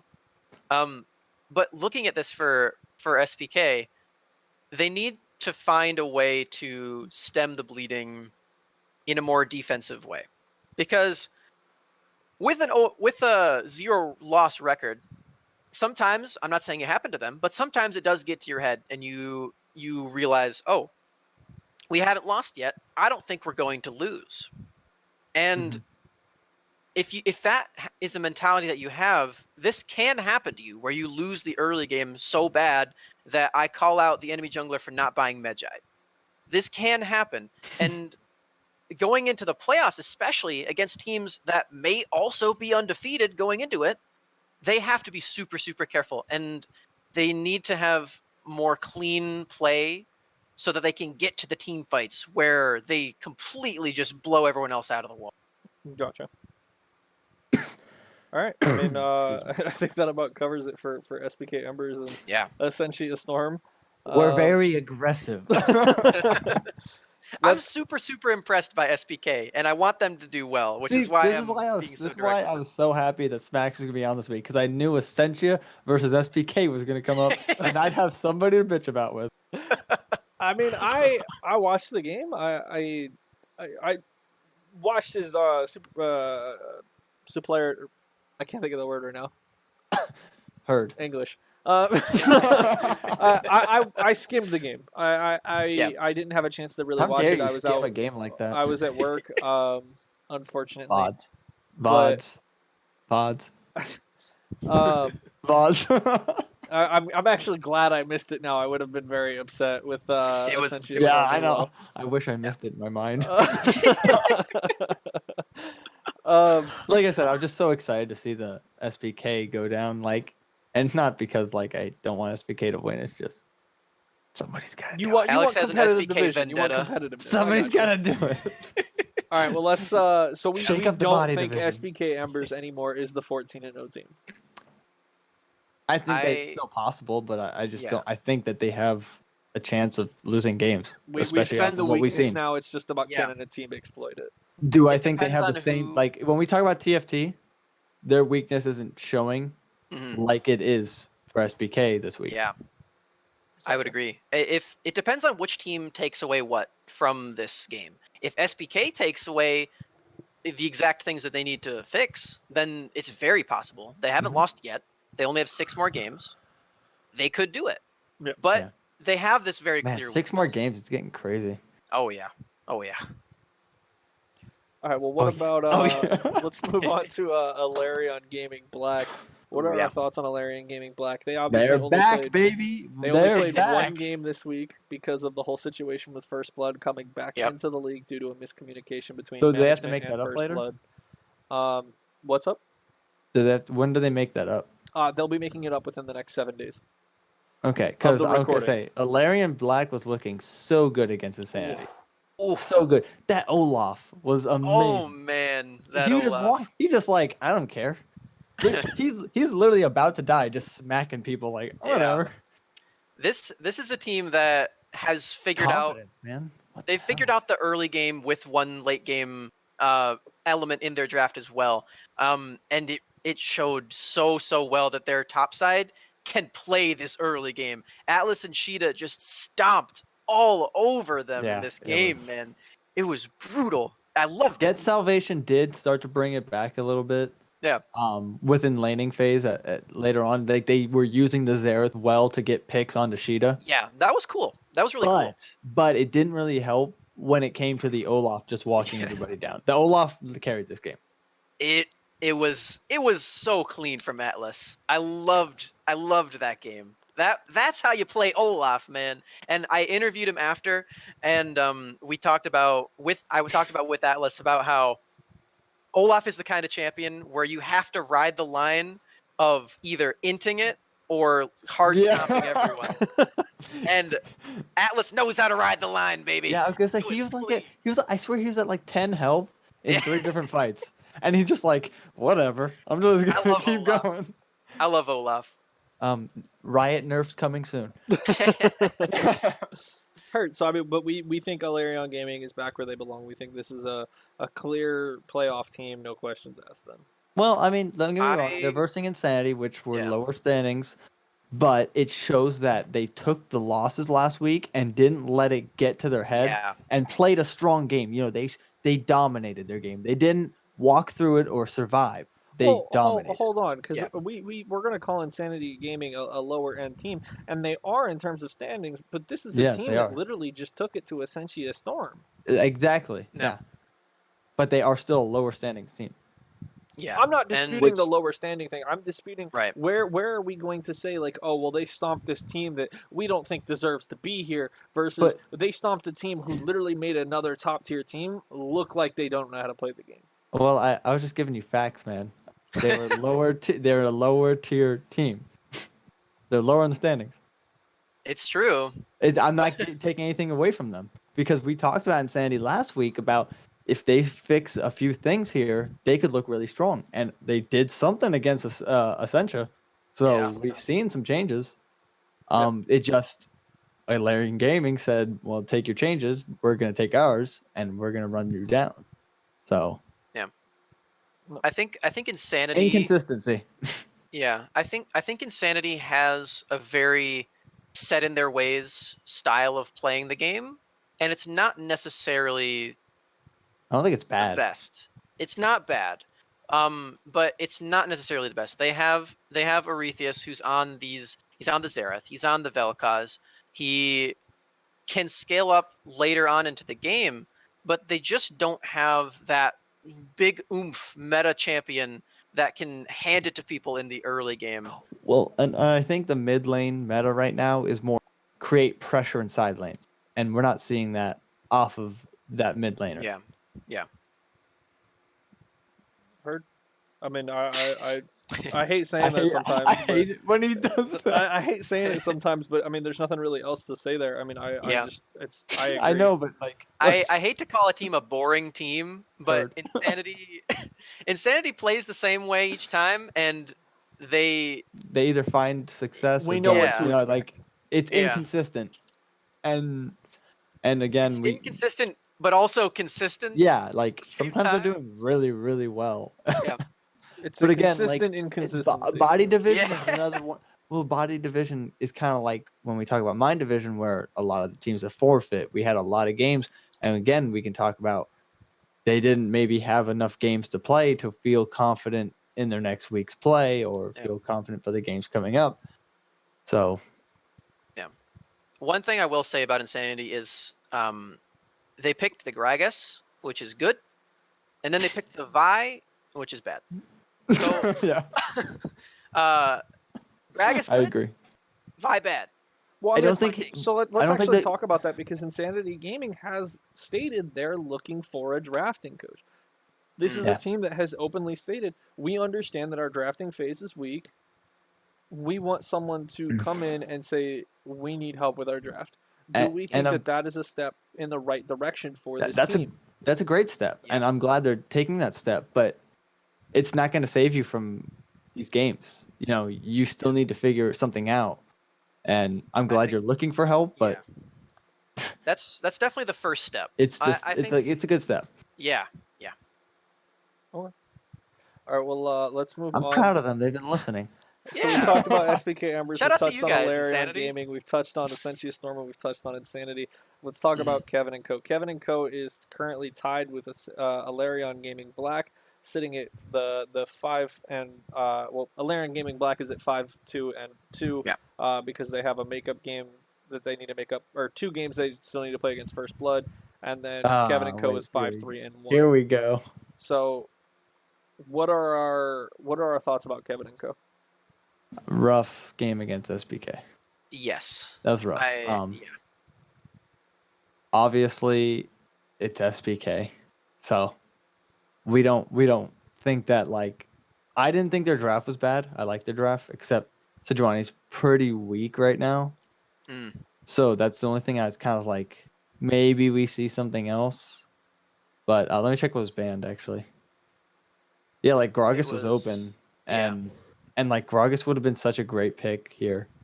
One thing that I called out for them in the draft was that Waterfrog had his Kiana available, and I think that Waterfrog, he's played very well on the Kiana on the stream. We've all seen it. So take the Kiana. So yeah, they should pick it. Kiana is so good, and Waterfrog is good at it. Those two things together are very, very good. But, I don't know why he didn't pick it. But what we did see in his Kiana games is he was looking for flanks so bad that he was getting caught out constantly.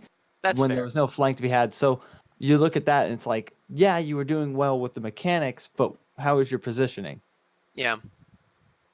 That is fair. And I think his rise was I don't think his rise was bad. His rise was pretty good. I just don't think he had the backup and support from the team to kind of like help it snowball. Yeah. And this is another thing where this team played against SPK Embers. SPK Embers haven't taken a loss yet, and this was even before the game where they got kind of exposed by Essentia. So this team definitely seems unbeatable still, but less so now than when this game took place. So that probably got into their heads a little bit as well. I think they missed a lot of Sejuani ult too. Which can't happen. You're right. You can't pick Sejuani and then miss the only reason you're picking Sejuani. I remember that. I tried to forget that. Like the Kiana took cleanse and didn't even need it. Yeah, it's true. And it's just a fact. You just don't pick Sejuani. Pick Gragas. He can land those moves without having to kind of like wonder if you're gonna hit it. Yeah, and his stuff is displacement too, so you can't even cleanse the ulti. Well, the thing with the thing that Gragas that you have to respect so much is that flash body slam. It's practically unmissable. Don't get me wrong. I would fear Sejuani ult coming at me, but I know I can flash it, I can cleanse it, or I can ult it. You don't ult Gragas. He just is still there. Yep. I agree. Yeah. So, like I said, if they just pick Gragas, I feel like they could have had a better chance. Yeah. Doesn't mean that they would have won the game, but I think it would have supplemented their early game much I more. think again, you're playing a really high level team. Draft. Yeah. I mean, we spoke on it before. Draft wins 35% of games at this level, or is the result of contributes 35% of that win. However you want to look at it. So I mean, I think there's nothing else we could really say besides these teams that we criticize so heavily for their draft really do need to reflect and start making these draft plans a little bit more apparent. On the bright side, game 2 they pressed the Kale button, so they did good. Take down mediocre at best. Fairly convincingly in my opinion. How's mediocre's draft? Well, I'll let someone else touch on this. So I don't know if you guys saw, I guess it's a good time to bring this up. Starling posted, the coach of Zephyr, he posted the Morgana stats for each division, and this is the only division, actually, body division, that Morgana has a positive win rate in. All of the other divisions have like 30 to, I think it was 18% win rate on Morgana as a whole, and she's still like the highest presence pick. And I spoke with him a lot about this.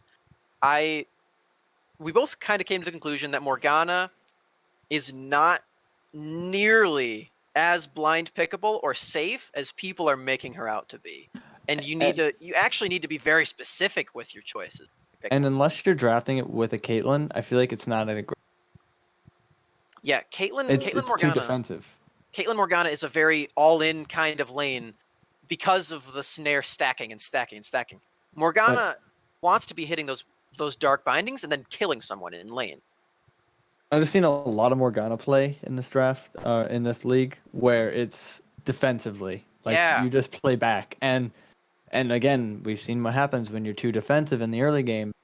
It just leads to gold loss, dragon control, the Rift Herald takes, losing plates. So that's the stuff that loses early game. That's the stuff that loses the game.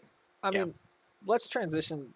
I mean, we're talking about mediocre at best, picking the Morgana Yes. against the Kevin and Co. I actually want to touch on this. So I know a lot of people have commented that and Alex is already starting to laugh. I can already see it.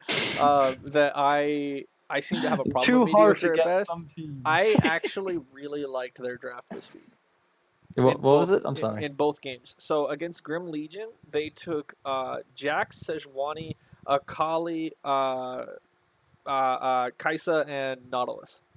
I don't like that draft at all. I actually think that is the single most standard draft that they've played so far, and I think it's the reason they almost took down Grim Legion.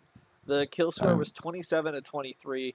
The gold was 52 to 57. I mean, that was by far their closest game that they've played so far, and it was a barn burner. And I mean, it was a 30-minute game that I genuinely believed that mediocre at best was going to win. I know I wasn't featured on stream. I was tuned in through the op.gg spectate link, but I liked their draft. I did, and I thought they played it really well. He felt so bad he started watching their games. And looking at this, Team Kevin and Co. It was Ornn, Skarner, Akali, I can't speak, Zaya, and Morgana.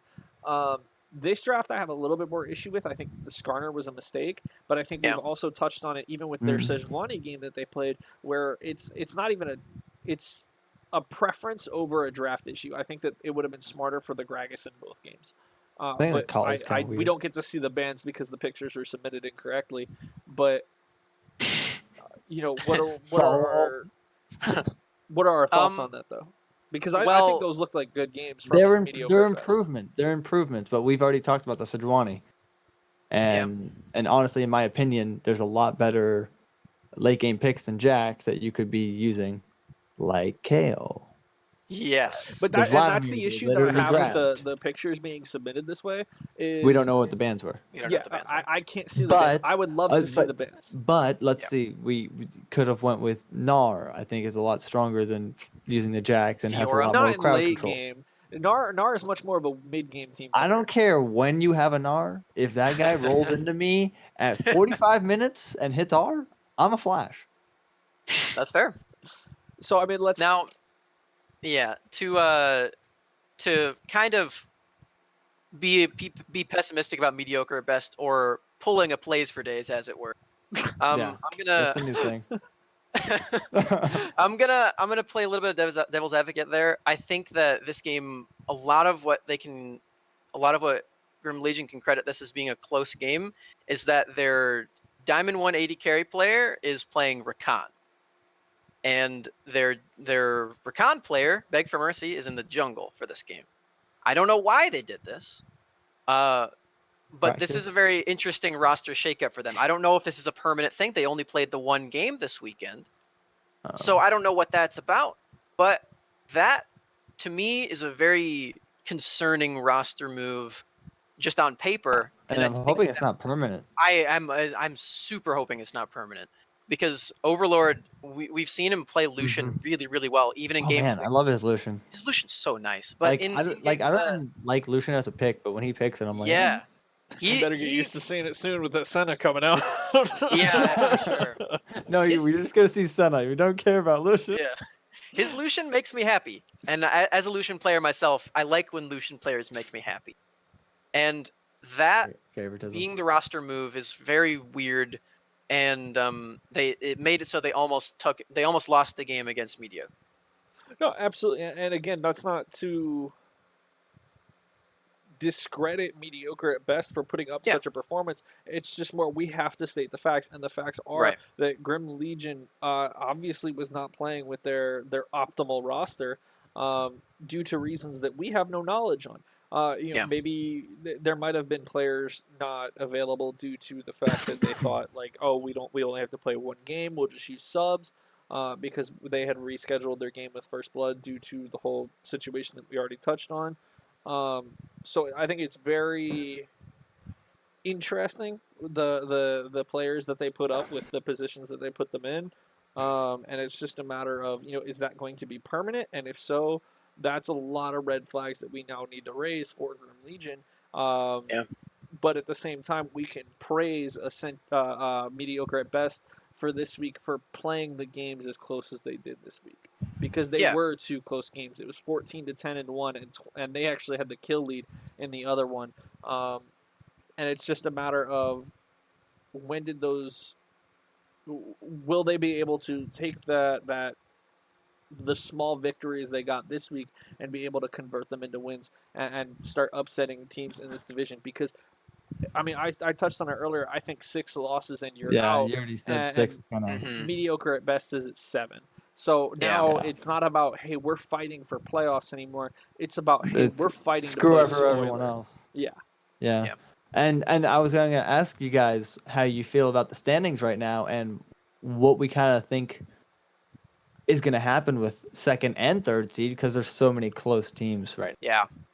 Yeah, I mean, you have it's pretty crazy. 5-team stretch rather, where they're all within 1 to 2 games of each other. You have Alarion Gaming Black, Kevin and Co. both sitting at 5 wins. You have Essentia Storm and Grim Legion sitting at 4 wins. Well, and then you Grim have Legion is missing a game.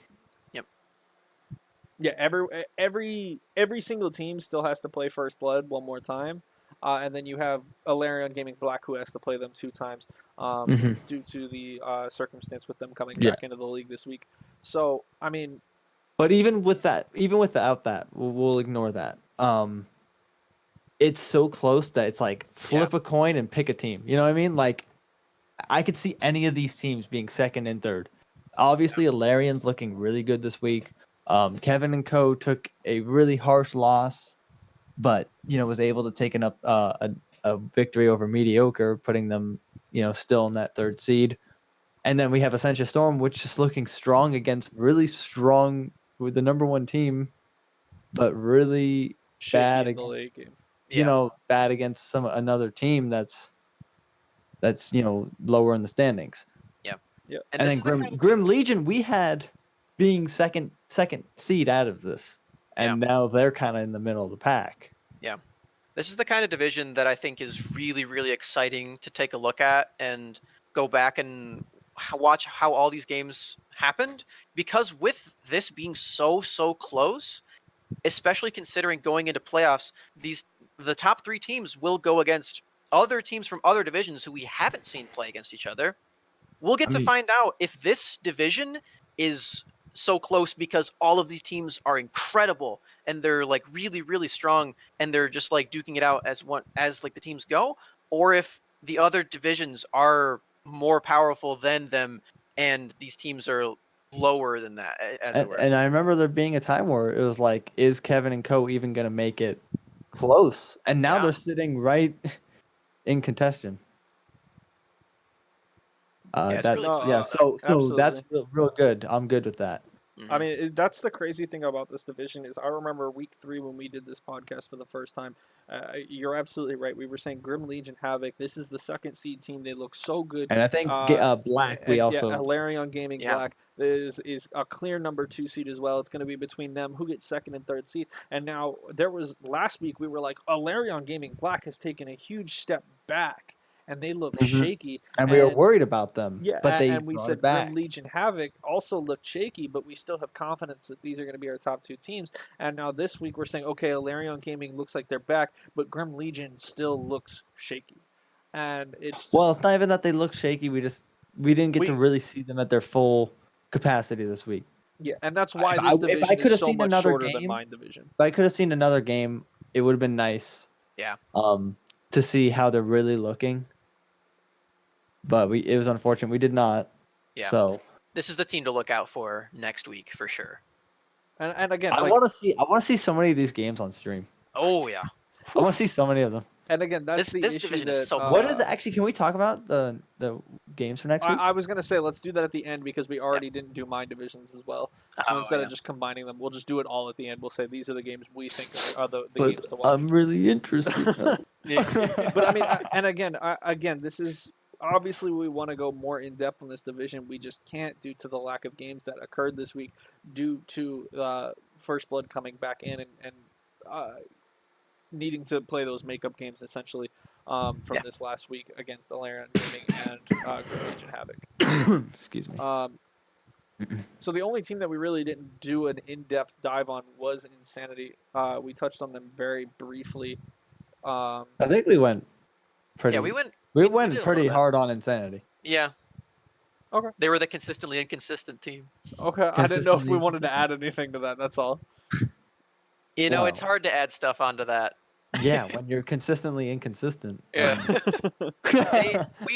We all agree, I think, that they could use some draft help, and they also agree that they could use some draft help. At the which is same very time, good. I'm not gonna lie, it is interesting sometimes to see kind of what they're drafting and how they play. Yeah. Sometimes they play what they're drafting so well, Mhm. and then like sometimes it doesn't work out. So Yeah. that's where we sit. Hopefully, I wish you guys the best of luck finding a drafting coach. Hopefully, Yeah, you already found absolutely. one and you're working on it currently, and we'll be watching to see how your drafts go. No, agreed. All right. Well, yeah. I mean that about covers it for body division. I'm good. All right. So up next, let's talk about Soul Division. Let's start off obviously with what we considered the match of the week for Soul Division last week. Recon 5 versus Zephyr Esports. This game for me was fairly competitive, but not at the same time. Like it was very back and forth. Like there was never like a huge, massive gold lead, but there was. It always felt to me like Zephyr was in the driver's seat. Yeah. They just played really clean. You could tell that they again, we talked about that style where we didn't see much explosion out of Recon 5. We saw controlled play out of Zephyr, and they really controlled objectives well. They controlled macro play well, and it just picked them up that victory. Yeah, I think being if I can like scrutinize this pretty heavily here, I think these drafts for being the two top teams were pretty bad for both sides, and I can get into why I think that.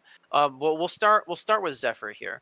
So they've got the Swain support, which is a lot of why I think that their draft is not great. Mhm. Wow, Swain, really? So Swain support's Yeah. been fairly popular. I've actually gotten to the point where I'm banning it in League because I'm seeing it every game. I think that Swain support is a strong pick, but the goal of Swain support is to gain early advantage with the never move. And when you pair it with Ezreal, you don't get that. You get a mage in your lane that doesn't have the range to match your AD. And at that point, you have a lot of damage, but you can't really lock someone down and then instantly kill them like the Caitlyn and Morgana that they were against could. But when you have Ezreal, I like the Ezreal pick into this because Ezreal is very safe against Caitlyn Morgana. He can't get all in because he has Arcane Shift. Mhm. But the Swain support paired with it, I wish that this was something else. And in the game, it really showed because Marascudo was 0-3 in the early game. And apart from the later stages where they were splitting up the map really well, he was leading his team in deaths for the early game, and he was really like that pick was the reason that I think it wasn't just a massive gold lead for Zephyr. I actually I wasn't happy with the Akali pick in this situation. I feel like we already kind of suffocated the team with melee. Yeah, And then I agree. we had no controlled CC. I would have liked. Was Syndra banned? Syndra was banned. Syndra was banned. Okay, But it was a some phase kind 2 of- ban. Something to control because Yes. there's no hard CC on this team. I mean, I we're gonna have to land. Anivia. That's where I No one, no. no one wants. We'll get to into play the it. Anivia pick later. I got. But anyway, like Yeah, it the just, Akali. there was no good range magic damage. The Akali was very hard to get in on these teams. Yeah. The Swain, I would have liked to see the Swain if it was going to Yeah. be in a role mid. I think Swain mid's really strong. Some people disagree, but I think people are like not really looking at that champion right now for some reason. Bottom line, they needed something that could win and pressure the early game from the mid lane, because that's what you want to do when you have Olaf. We saw it from Atlas. He had Sheeta on Pantheon.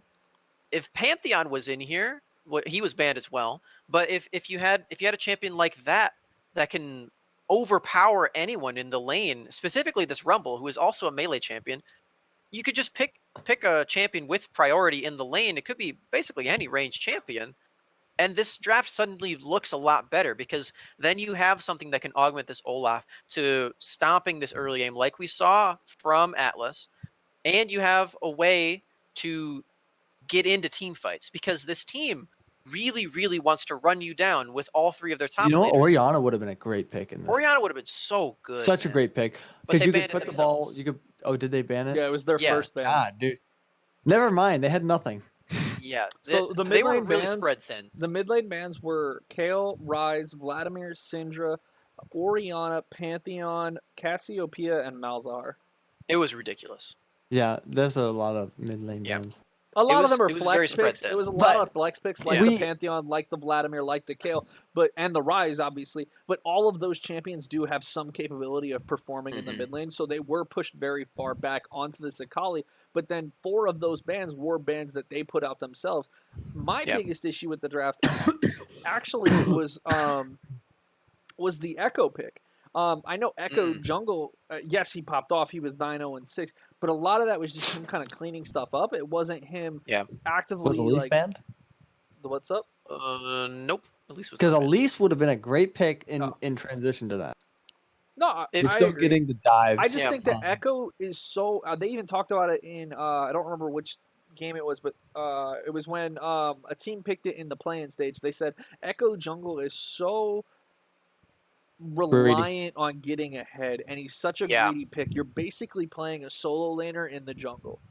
Yeah, and that's why I think that Recon 5's draft was so weird, because they were against Echo and they had the exact champion that you want to run him over in the Olaf. That's why I said before the game too. Yeah, they didn't build around it. And whether that's a product of choosing your solo lanes later in the draft, because you know that they picked Caitlyn Morgana together. You know that was early on as well, because people.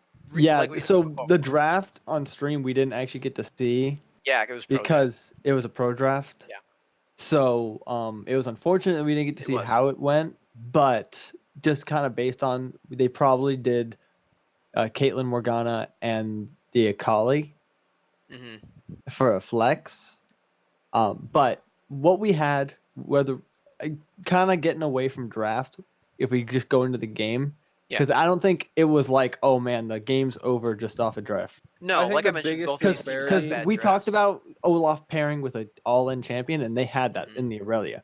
Yeah, but the Aurelia got so far. So she got denied so hard because of the. Well, again, we talked about it. You're walking up in lane. You have no vision. You're playing aggressive. Boom, dies. Comes back. Level 5, still pushing up while Gangplank's level 6, dies again. Now you're at a huge level disadvantage the entire game, can't catch up on CS, has to sit top lane while Gangplank's making plays all over the map, and you have no map pressure whatsoever.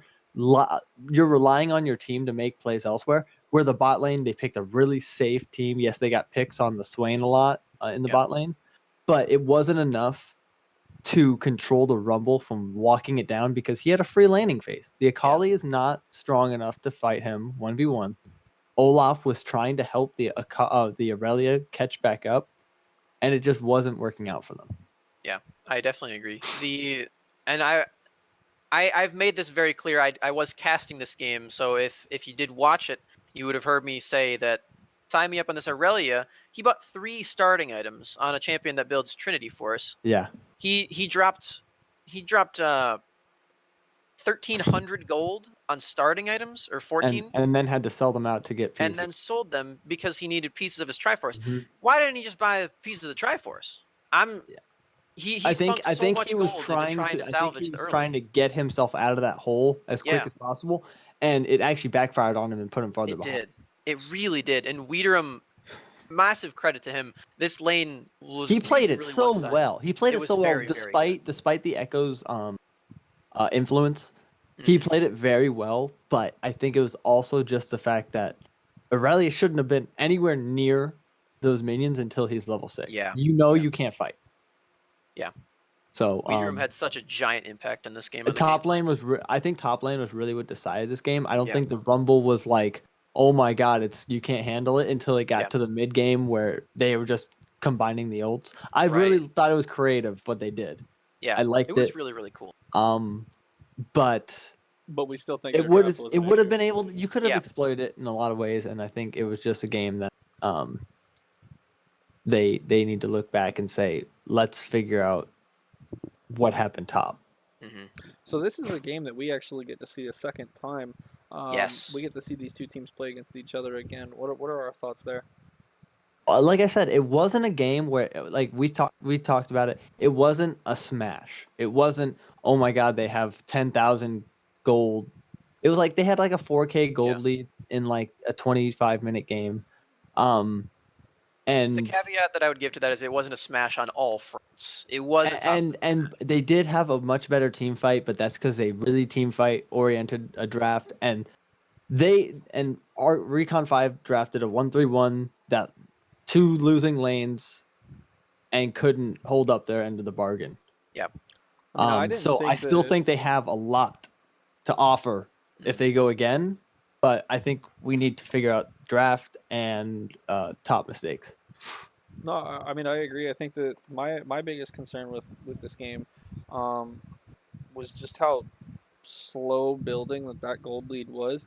I mean it looks massive when you look at the end result because it's almost I think it's about 13K, but at the same time it's that's after a Baron take and all the towers.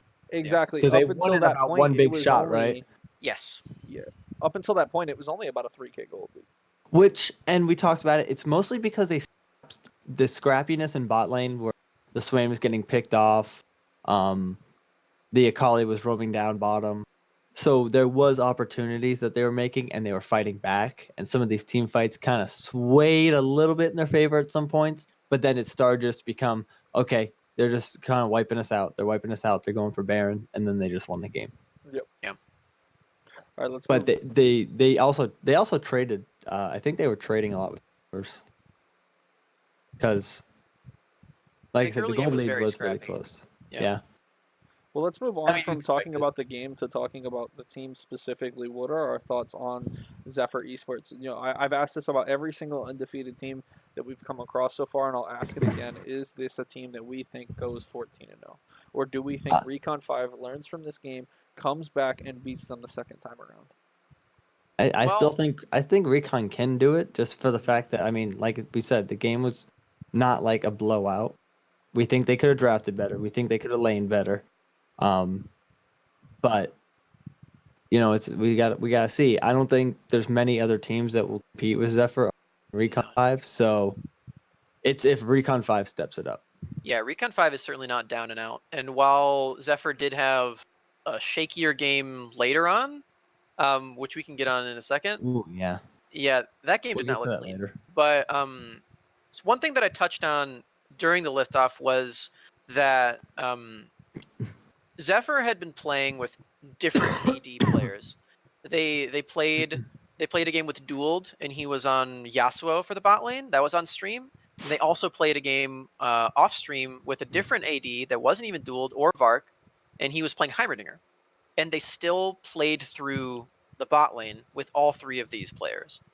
Now, I'm not sure what the roster will look like even next week or moving forward after that, because it seems like they're trying to put in a new AD of some capacity.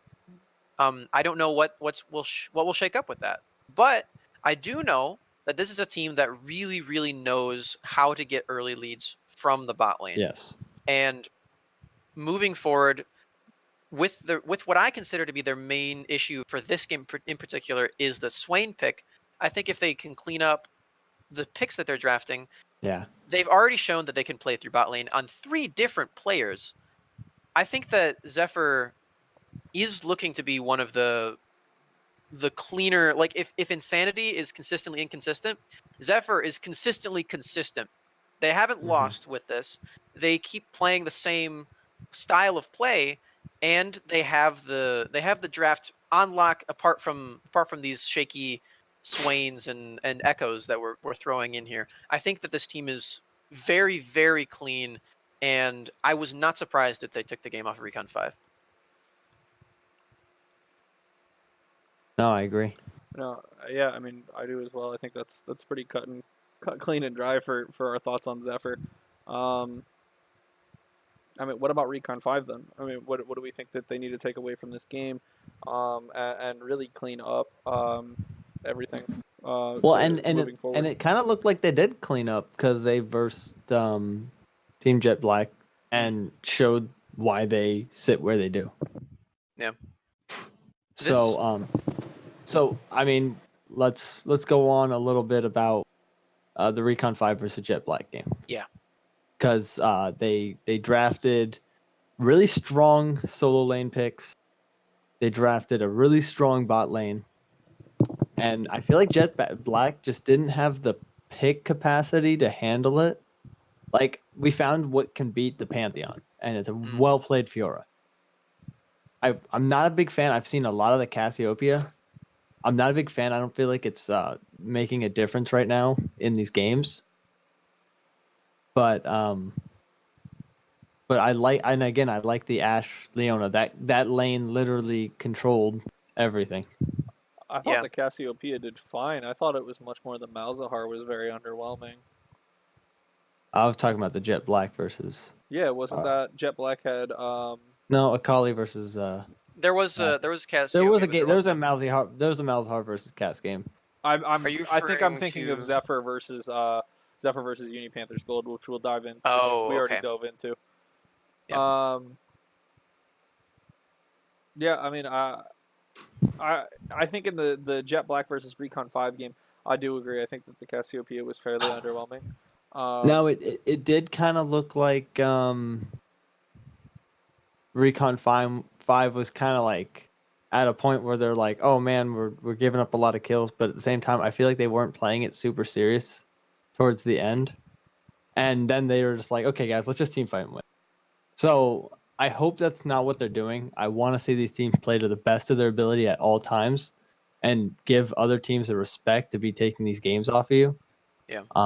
There's no reason you should ever second guess a victory by trolling around. It's not, you need to take it seriously. I mean, I think Recon 5 and Zephyr both suffered from, what I said earlier, where, it's they both really over prepared for each other. And I think it showed in their drafts because their drafts were wonky, but they were also, you understood what both teams wanted to do with it. Yeah. And then it's these two games that they played, Jet Black versus Recon 5 versus Jet Black, and then Zephyr versus Uni Panthers Gold, where it just seemed like they were trolling. Like they didn't have a game plan anymore. It was like, okay, well, we're exhausted from our first game. We're just whatever. We're just gonna just play this game and just go to bed type thing. We're kind of felt that way for both games. Well, I feel like. So, do we want to move into Zephyr versus Uni Panthers Gold? Well, I think both these games are very interesting to look at after considering the game of Zephyr and Recon 5. If they are very similar, where both these teams over prepared and then were kind of trolling, you got to give it to Recon 5 for maintaining their strength and what they're really good at, which is closing the game out really, really early. They are by far the fastest team that we have in Phoenix Rising League. That is winning. I'll have that caveat. There are teams that have fast game times, but all of them are losses. But Recon 5, let me pull up the exact number here. Their average win time is 24 minutes. Which is like, and ridiculous. we've said they're an explosive team. They get it, they get done. And this game was no different. It was 23-24. Yeah. But it's like I said, it just seemed at one point in the game, they were like, let's just, like, the Leona dives onto two people under tower, And it was like you didn't really have to do there's no reason to do it. You just did it to assert dominance. And I just don't. That's the thing I don't like. Because what if that swung the game in some kind of way, or we just it's not worth it. And comparing this team to a team that I think is very similar to them, Recon 5 that is. I think that Team Fish Taco Tempest is very similar to them, they are. where they play weak side top lane, they play jungle support very well and very active, and they just go on from that. They get a whole bunch of Drakes, they get a whole bunch of turrets with their AD roaming around, and they really keep up the tempo, and that's why their games are a lot faster than Team Fish Taco, because they will go for these really explosive. How could you even think of that play? They'll take the risk, and that's really cool. And there's nothing wrong with that, and that's how you get leads. They just need to pull back on the reins a little bit, and it showed in their game versus Zephyr that they can't really go for something like that against all of these teams going into the playoffs. They have to clean up their act. Take a step back, yeah. But they're looking really, really nice, and I like the way that they're playing. They just need to clean it up a little. So, to get into Zephyr and how they looked in their second game against Uni Panthers Gold, it wasn't impressive. No. It was it was an ugly I thought. But my problem is more that Uni Panthers Gold had such I think their draft was like literally garbage. Yeah, they had a Caitlyn. I would say so. That was about all they had. Because to take to take the Pike and pair it with things that don't have much burst damage. Yeah. Yes, you have the Echo, but the Echo has to full commit just to get off that damage. Yeah. Also, I want to mention this. Let's talk about the difference in the level of Echo play that we saw. Because in the Zephyr esports game, we saw an Echo that wasn't being proactive, but was always where he needed to be able to clean things up. And the scoreline showed he was 9-0-5. The Echo we saw come out of Uni Panthers was just disappointing. It felt so lackluster. You're talking about two different levels of teams. No, I agree. I think even though I was criticizing Zephyr's draft with the Echo, I think Echo makes even less sense on this team. It really didn't make sense. But the thing is that they're scrapping with them and they're making these plays against them and keeping the game this long. When if they would have had a better draft team, they could have won this game. I would agree. I would definitely agree. I think that Evan looked pretty good on the Singed, but when he's paired with a full magic damage topside, he's not going to be dealing damage. Your team loses to Adaptive Helm when you have Malzahar and Singed, and that's what Wiederum built. He's got one. And it's also that there wasn't enough pressure to the point where they have no front line for a 4-1 if they want to use a Singe to be annoying in the side lanes, because he was eventually beating the Kled 1v1. He was, yeah. And so if you have that dominance where Kled has to go look for plays somewhere else while Singe is being annoying, they just used him to teamfight the whole game and didn't really macro him around. So I would have been fine with the pick, but you have to draft your lower end lanes accordingly if you're going to play something like that, because you're drafting a teamfight team with no teamfight.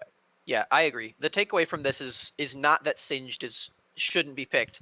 It's that Evan Singed is something to keep an eye out for. But I want to see them use it again, but draft better. with a better team for it. This guy looks really good at the pick.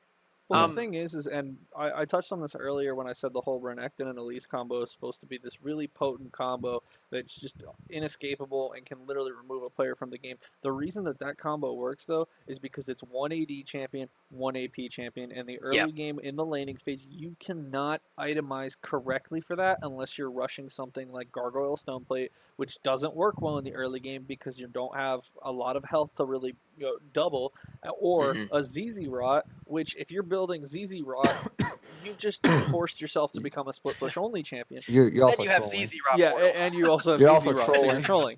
So, I mean, those are your only two options, and neither of them are good options. And so when you look at something like this draft, where it's Echo, Singed, and Malzahar is your top side, you hamper yourself so much in terms of potential to execute a dive in order to do anything. Because I promise you, his first item was the Kled. His first item was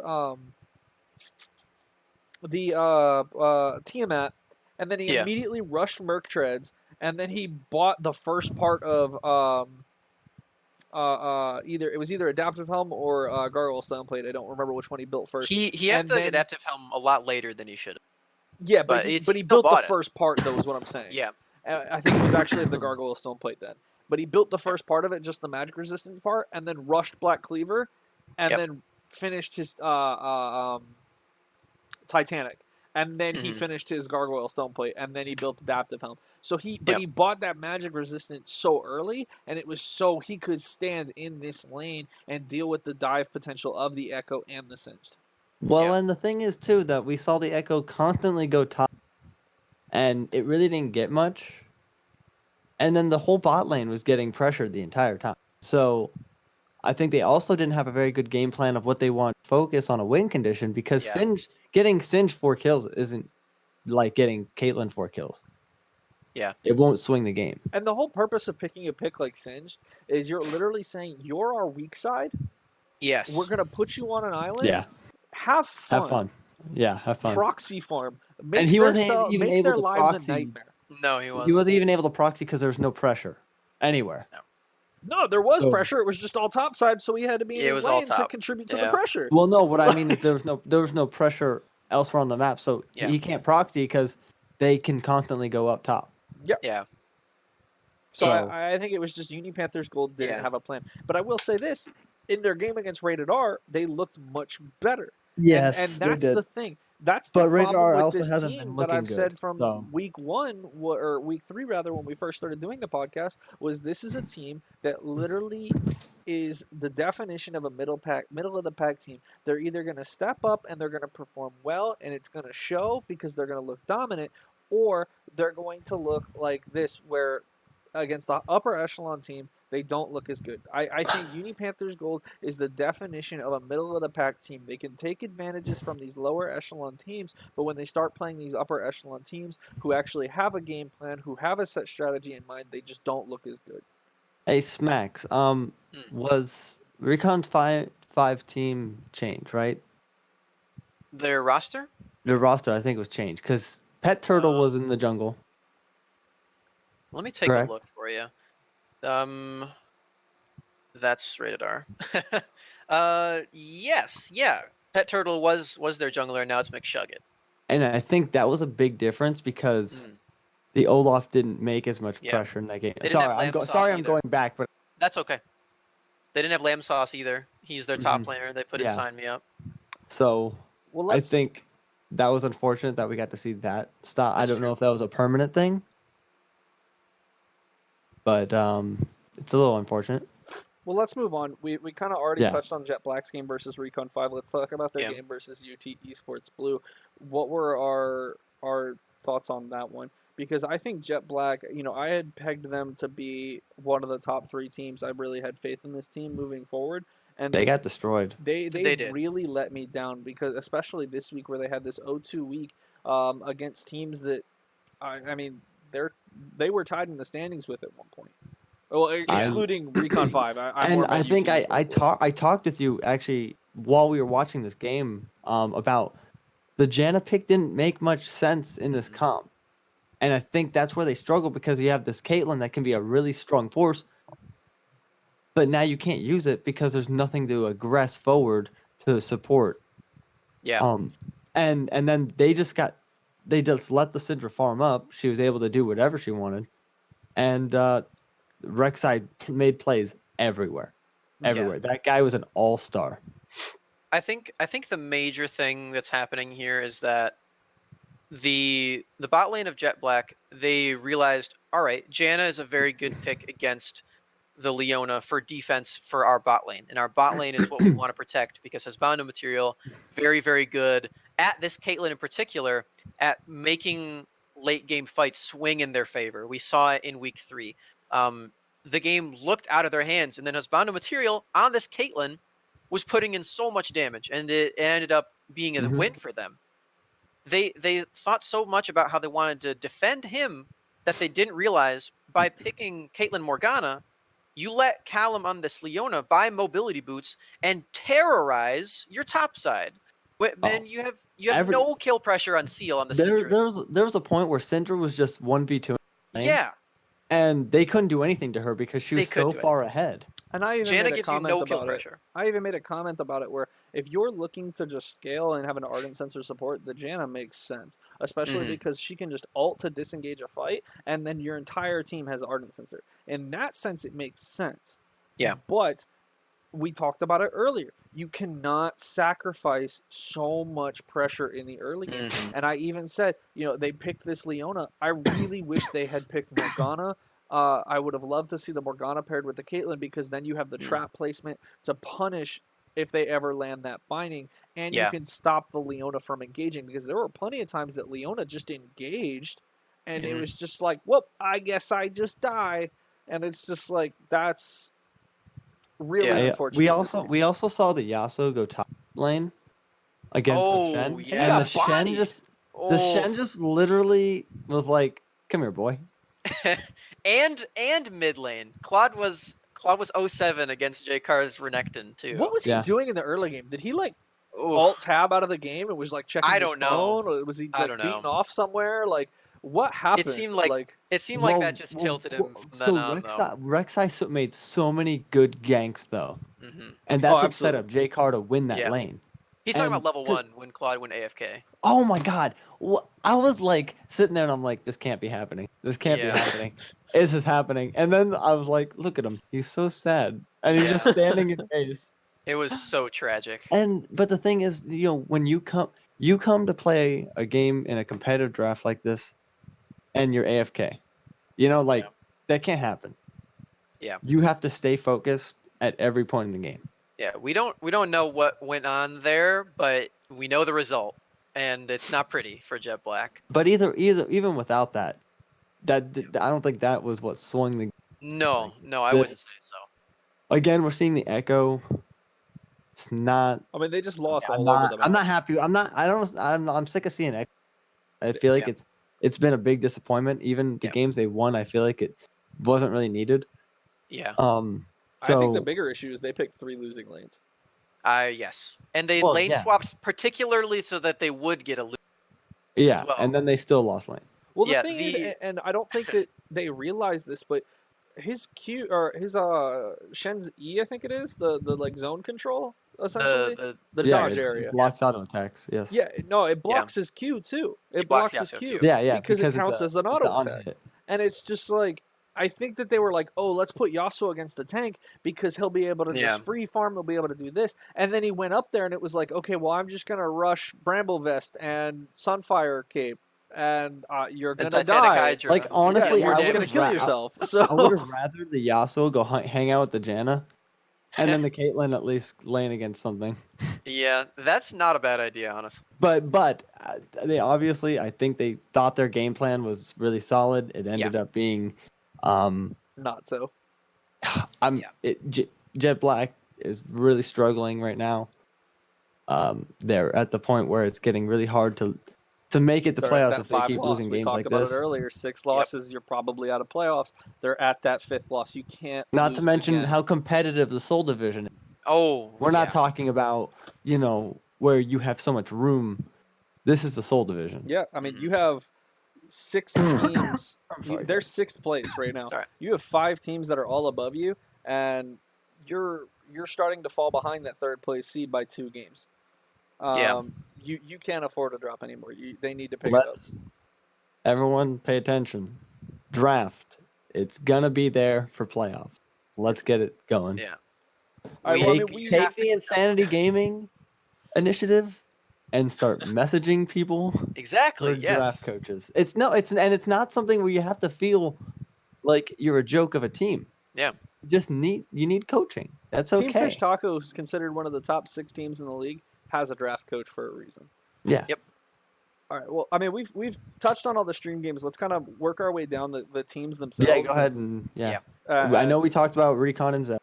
Yeah, so we talked briefly about Uni Panthers Gold. We really only talked about their Mhm. game versus Zephyr. And we mentioned that they looked good against Rated R. I think we're pretty all locked in on Zephyr being first seed, Zephyr being first seed and Recon 5 being second seed. Maybe Yeah. that swaps depending on how their second matchup goes and forcing a tiebreaker if Recon 5 wins. But for now, I think we're all pretty confident that that's what it's going to be towards the end of the season. Yep. Uni Panthers Gold currently leads the pack in third seed. We briefly touched on them as well. The team that I actually want to talk about is Asian Invasion. Yeah. We talked about it last week. This is a free 2-0 week almost for Asian Invasion, and this they're is that being was an slept 0-2. on. Yeah, they're sneaking up on the pack like we talked about, and they're right there.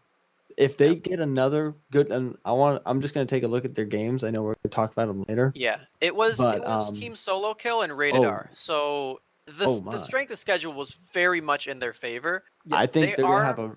And this week they play Yeah. against Zephyr and Uni Panthers Gold. My question is obviously we said Zephyr Esports we believe is going to go 13-1 or 14-0, one of those two. It's a matter of does Asian Invasion, who has been able to sneak up on this middle of the pack, are they able to take a game? And then how are they going to look against the only other team that is in that upper echelon of the pack with them in Uni Panthers Gold? If we don't see a change out of draft phase for Gold, I could easily see Asian Invasion. Yeah, looking at these two drafts, they look like really clean drafts. Can you give me an idea? So they've got Lee Sin and Thresh as their jungle support, and they pressed the Kale button, and they have Xayah, and they have Rise. In the second game, they did, really strong. Really strong. In the second game, they had Sion top, Rengar jungle, Cassiopeia mid, and then they had Thresh, Kaisa as their bot lane. Yeah, which is slightly worse, but very similar. Yeah, the Rengar is a for fun. Rengar, But I mean, we say it's for fun, but he popped off. Oh, he was 11-3. He did. And in a 23-minute game. What game was that against? That was against Team Solo Kill. And I think again they did that because they're like, if we can get this head on this game that they don't play the best in the early game, we take advantage of that. But I think that's what they kind of did. The thing about it is that Team Solo Kill drafted Pantheon Rek'Sai as their top side, and that still happened to them with Asian Invasion. Well, again, like I said, they don't play Rengar. We talked about their early game hasn't been very good, and I think they abused that with the Rengar, and was able to snowball off of it. Yeah, whatever they did, it works. On paper. Well, we didn't see this game. On paper, it looks so good out of these two games. We just have to see if they can do that against teams that are not 7 and 8 losses. Well, if they're drafting that well, I'd love to see a game with versus. Yeah.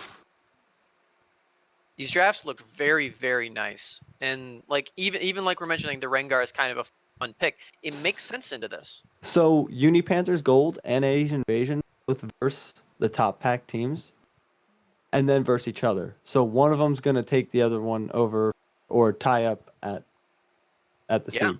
Yep. So that's going to be a very, very important game. Yeah, those are very specifically important. for Uni Panthers, because leading up to this, it looked like they were going to be locked into it, and then Asian Invasion snuck up, and Uni Panthers Gold, they took a loss last week as well.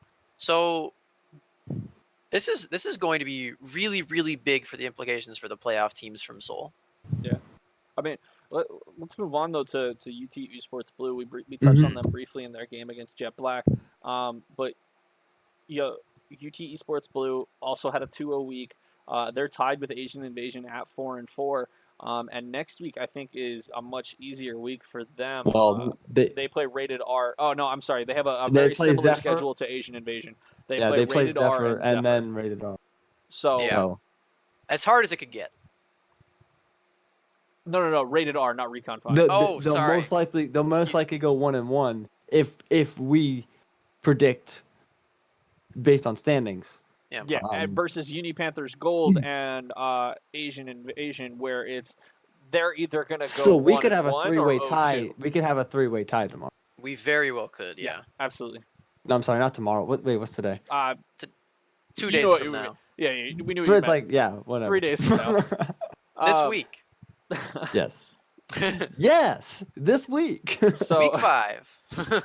but I think that's an interesting thing to touch on is the fact that we Yeah. very well could have this three-way tie for third seed. So these games we talked about it earlier are becoming increasingly, more important, and it's just about who's gonna finally have that good day at the right time, or who's gonna have that bad day at the wrong time. And this is we talked about this from the Soul Division. There's so many close games, so many close standings, and the only thing that happened is we switched out Team Jet Black, the Asian Invasion. That's all that happened. Now, boom, we're in a new conversation with just one new team. Yeah. But we're talking about the same thing that's happened in this division. It is so competitive between this middle of the pack. It's so exciting to see this. And it's just like Life Division. You know, you look at Life Division, you're like, damn, that's close. Yep. So I want to translate this into talking about the bottom two teams in Rated R and Team Solo Kill. A lot of these teams are coming into these games and they're going, these are free wins. Let's troll around. Let's have fun. And I actually think that it's going to end up biting one of these teams in the butt because I skipped ahead a little bit in the schedule. I was just more curious to see which of these teams is going to have the easiest last week. You have Uni Panthers Gold in the last week plays against Team Solo Kill and Rated R, both bottom of the barrel team, bottom of the standing teams rather. And then you have Asian Invasion, who plays against Jet Black and Team Solo Kill, more bottom of the half teams. And then you have UT Esports Blue, who plays against Recon 5 and Jet Black. So we were just talking about those are the three middle of the pack teams. UT Esports has to play Recon 5 in their final week. The other two teams are playing the bottom three teams.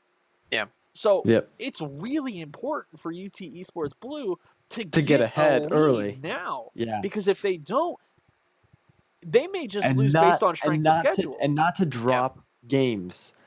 And that's the most important thing. Don't drop games that you are predicted to win. Yeah, no, absolutely. I think if you're Uni Panthers Gold, Asian Invasion, or UT Esports Blue, you cannot walk into these games against Team Solo Kill and Rated R because these are teams that we've said before, they have potential. We think these are teams who have a potential to shine. We just think that they're being outclassed right now. But any day that potential can click and they can take a team off one of these teams that's competing for this final playoff spot. And now all of a sudden, hey, how unfortunate would that be? Yeah, you had the chance to be a playoff contender, but because you decided to troll around and underestimate these bottom teams, now all of a sudden you're knocked out. Now even if you're playing you're not trolling. Even if you're playing it serious, there's still they could have just a really good game, or they could have worked on a team, or they drafted new players. You know, there's so many toss-ups. No, absolutely. Yeah, go ahead. Should we go ahead and I think we should shift to. No, I mean, you sounded like you had final thoughts. I was going to give you the chance to say them. Yeah, if you want to do final thoughts, go ahead. Should we save this for later? I was thinking we could pick which team we think is going to be the third one. Oh no, absolutely. All right, let's go ahead and do that. Let's talk about who we think this is. Who do we think is going to be the third seed, and do we think that Team Solo Kill or Rated R kind of upset the balance? I'll go first because I had the idea. I think that, dude, what is this? The guest is taking over. We're on the playground right now. The guest is taking over. I get to go on the slide first. I think it's going to be Asian Invasion. I think that the two games that they had off stream, they took very seriously, seems to me, against the two bottom teams. And I think that is a really, really good trait to have. Their drafts look like the other undefeated teams might have, specifically their draft that they had. Let me find it. Sorry. The one against Rated R where they had the Rengar? The one against Rated R. Or no, sorry. Team Solo Kill was the Rengar one. The Rated R the one against Rated R one. This draft looks better than what Zephyr made this week. Yeah. This draft against Rated R. And this is a team that it's 1-7. They're going to come to these higher teams with good drafts in mind if this is what they're bringing to the table for this. I think that this is the first step that we're talking about all these other teams that are trying to get into the playoffs. This is the step that Asian Invasion seem to have already taken. And based on the way that these games look as well, that game where they play the draft, they can clearly play these champions too. The game was 26-5. Yeah, that's impressive. It was This is actually really, 26-4. really impressive. One of their deaths was a suicide. Oh, well, there you go. It's even better than I thought it was. I think I'm taking Asian Invasion as the 3rd seed.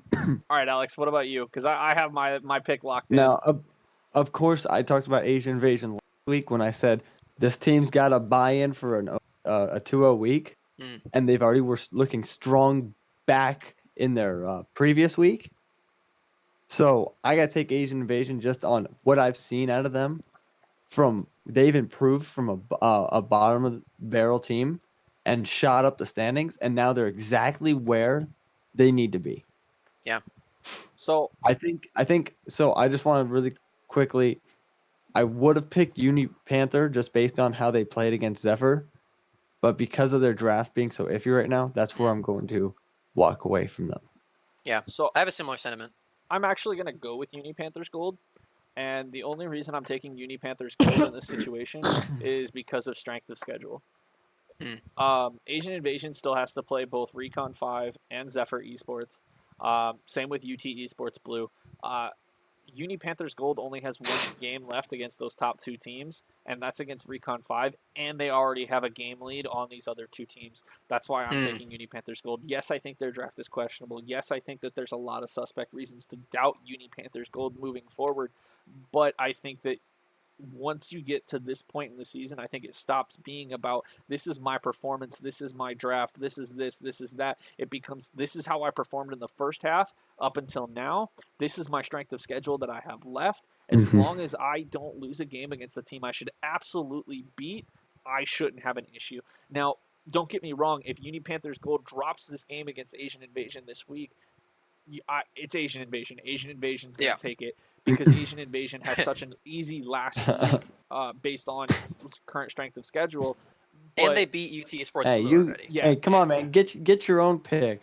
But as of right now, I have to join us. I have to Join take Uni the Panthers Asians. Gold just because I think that the remaining games that they have left are so much significantly easier because they only have one more top 2 team left to play.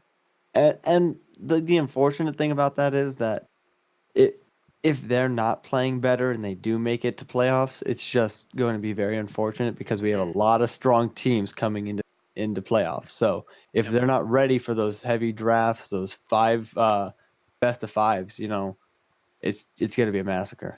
No, absolutely. All right, well, let's move on over to The life division. The death division. The death as we've coined it. Yes.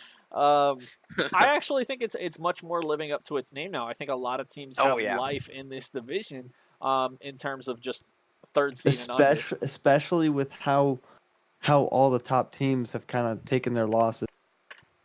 Yeah, and it's not, and there's no undefeated teams. I think that's what really makes the biggest difference.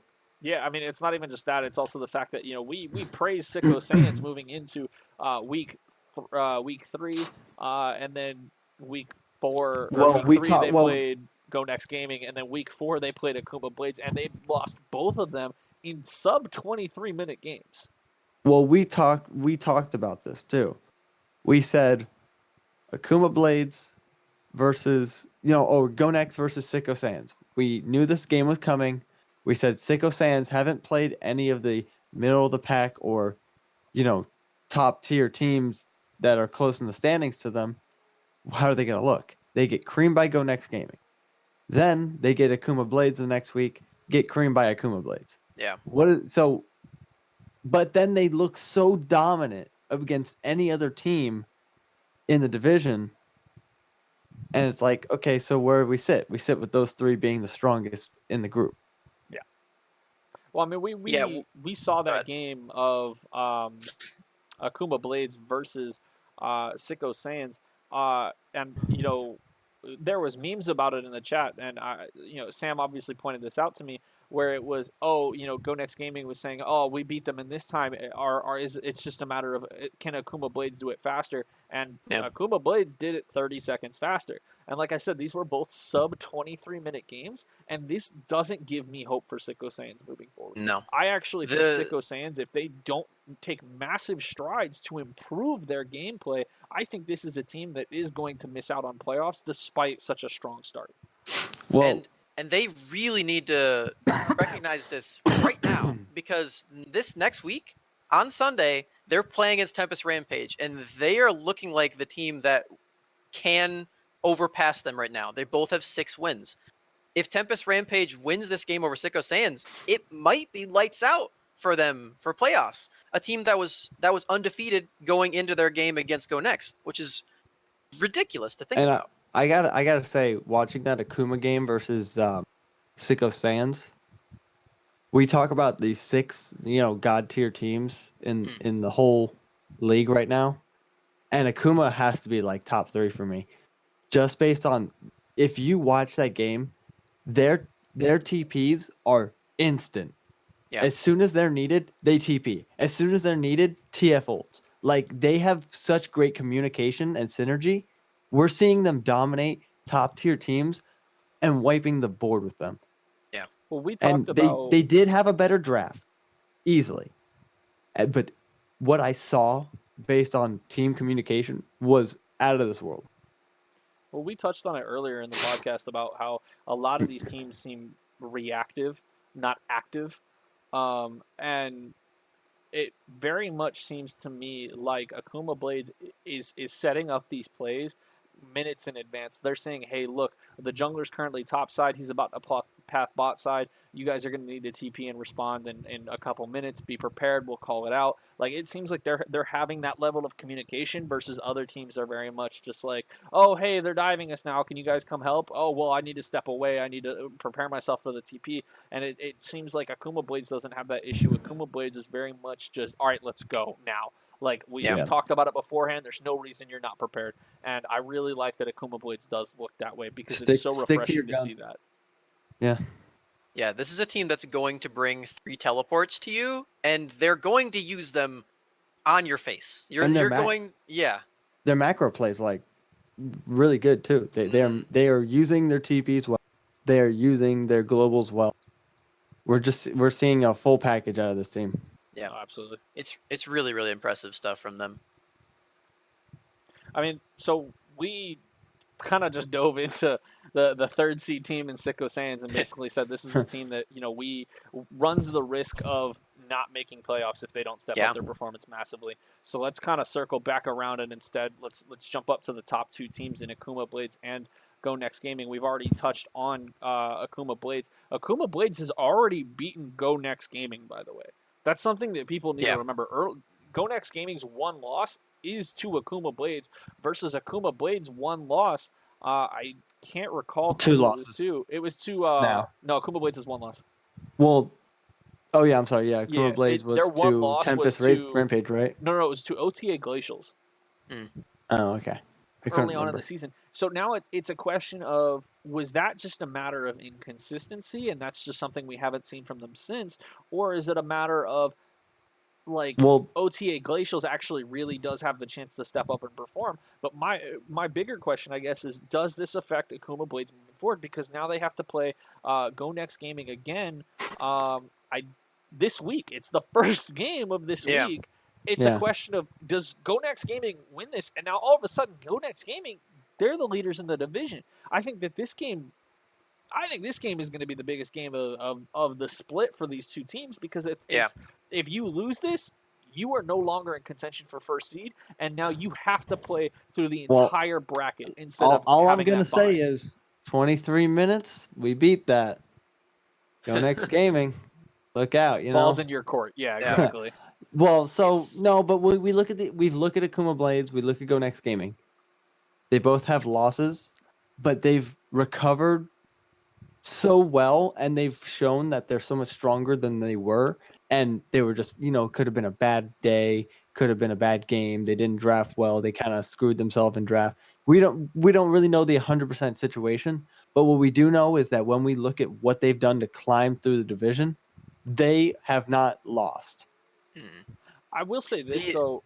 Games like this, like the Go Next Gaming versus Akuma Blades, teams like this, when they meet early on in playoffs, which obviously our system won't allow for that, but when they meet early on in playoffs, it makes me want a double elimination game because I'd love to see a team fight back. And because this is the double round robin stage, Go Next Gaming has that opportunity to face them again and say, no, we're here to take first seed. And it's just going to be a matter of, does Go Next Gaming perform on the day, or does Akuma Blades drop the game like they did against OTA Glacials? No. I think that's the biggest story for me right now. The funniest part is they also next week play OTA Glacials. Yeah. So do they beat Go Next to claim first seed and then lose the Glacials, and it's like, well, shit, now they're tied again for first seed. So I think it's Akuma's beaten Go Next. That's right. Yeah. So we've seen it before. Will it happen again? I mean, obviously, like I said, Go Next has looked a lot stronger than they did week 1. And Akuma Blades, I mean, from what we've seen, domination. So I'm excited to see it. We're gonna have to wait and see. OTA Glacials have been looking a little shaky. Yeah. So obviously they lost to Original Esports this week. That's a pretty big loss. Mm-hmm. They lost to Go Next Gaming, which, usual. Yeah, it's expected, but you don't want to see it if you're OTA. But yeah, the main thing that is a pretty big takeaway for me for Go Next is, this team is very affiliated with the Banter channel. It's no secret. They're coming off of being the champions of last split, so I feel like they have the right to talk shit a little bit. I agree.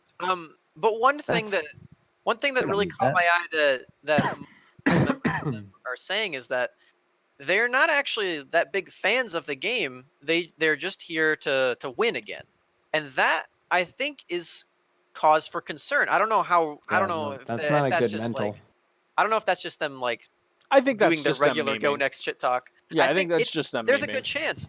But if they're making that very public, then that's kind of scary for them going up against a team that just seems to have such an incredible mastery of the early game macro. Like you're mentioning, they bring these teleports. You'll see teams that bring teleports, and then they're just like, "Oh, I have this teleport on my bot lane." Just teleport TP back like to 4 lane. minutes after the fight's over.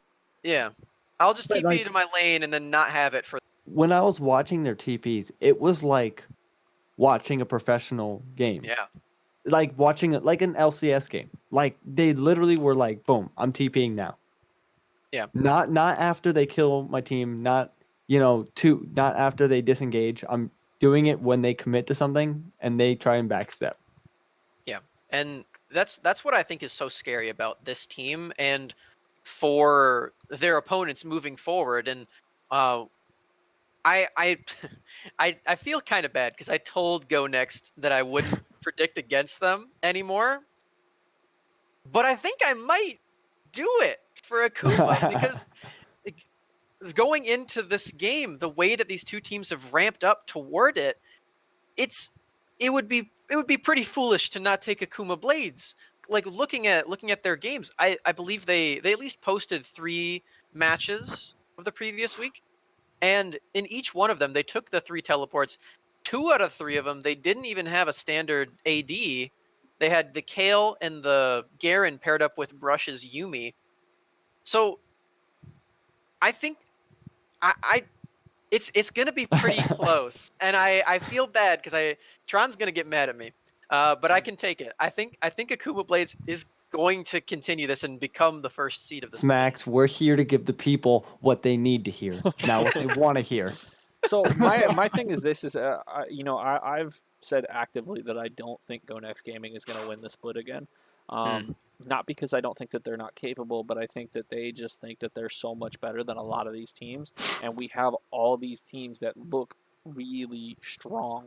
And don't get me wrong, Go Next Gaming last season in the playoffs looked phenomenal. There's a reason that they clean swept almost everyone. I think they dropped like 1 or 2 games throughout the playoff bracket.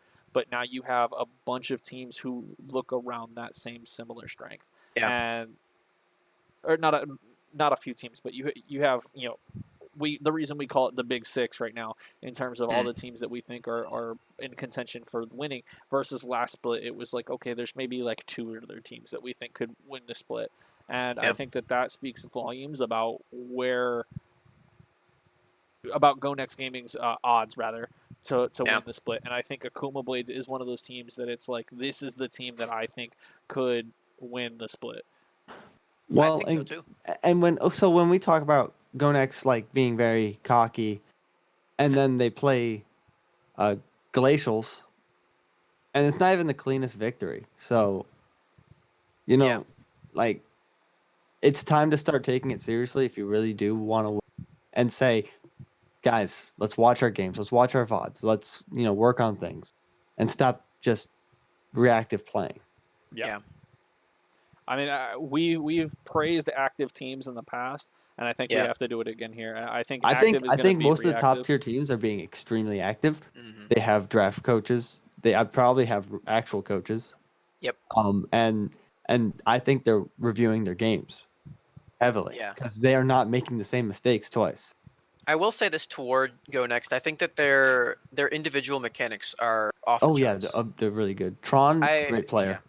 Very, very strong individual mechanics and very good at the champions. Is he like a one-trick Hyman? I guess he is now. In PRL, he is. He's good at it, but he is. I was just wondering. All right, so we've touched on Akuma Blades, we've touched on Go Next, we've touched on Sicko Sands. We very briefly touched on Tempest Rampage. Tempest Rampage coming off another 2-0 week.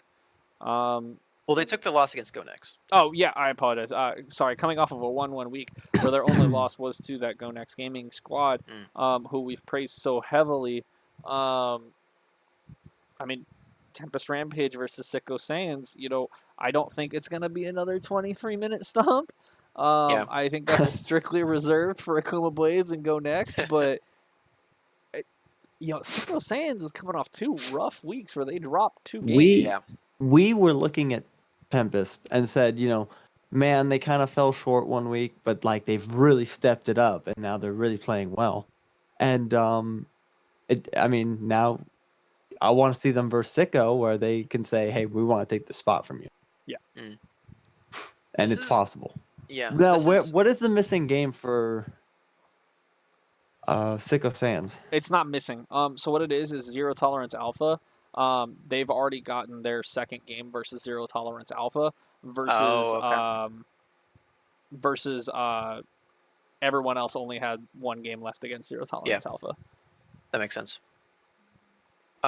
So Tempest Rampage, they have a very nice draft as well. I really like what they're doing with their draft. I touched on this before. Just don't pick Vi. Vi. We saw that Anarch played he played Vi and he played Zach. Now the Zach game was he was spread a little thin in the draft. The Jarvan and the Hecarim both banned away second draft, which tells me that Anarch is not picking his champion in the first rotation, obviously. Which I think is a mistake. I think jungle is one of those champions you should be picking in the first rotation, unless you have a very specific counter pick that you're looking to see if you can use it or not. Right, and I don't think they had that in the Zac. The Vi, on the other hand, I don't think that they were spread thin for that, and they genuinely did pick that. Yeah, there's only the Hecarim banned away and the Amumu, I guess. But we're not seeing the meta junglers banned away from this player, and I think the rest of his team is stepping up in that regard. You can clearly see on these far from meta champions, he's still performing. On this Vi, he went 7-2-9, and they did win in 22 minutes. So clearly he's having an impact on these games. Similarly to a lot of these teams, I want to see him on Gragas. I want to see him on Elise. I want to see him on early game junglers that are actually good. I don't want to see Vi and Nautilus anymore, guys. Play the meta, please. I want to see it because I can tell that they're good. So I can tell that they're good players. My biggest disagreement in regards to that, like I agree, like I think that some of these champions like the Vi I think are outclassed by other champions, absolutely, but my biggest statement that I've always said is very much in line with the Vitality coach of last season, which is don't play somebody else's style, play your style. Yeah. And I think that, like, I said earlier jokingly that, you pick up the Amumu. I actually really like Amumu.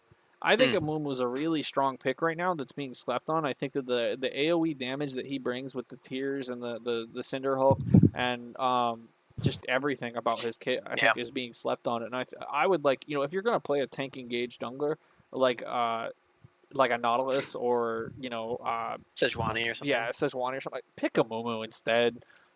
You have so much potential. You can.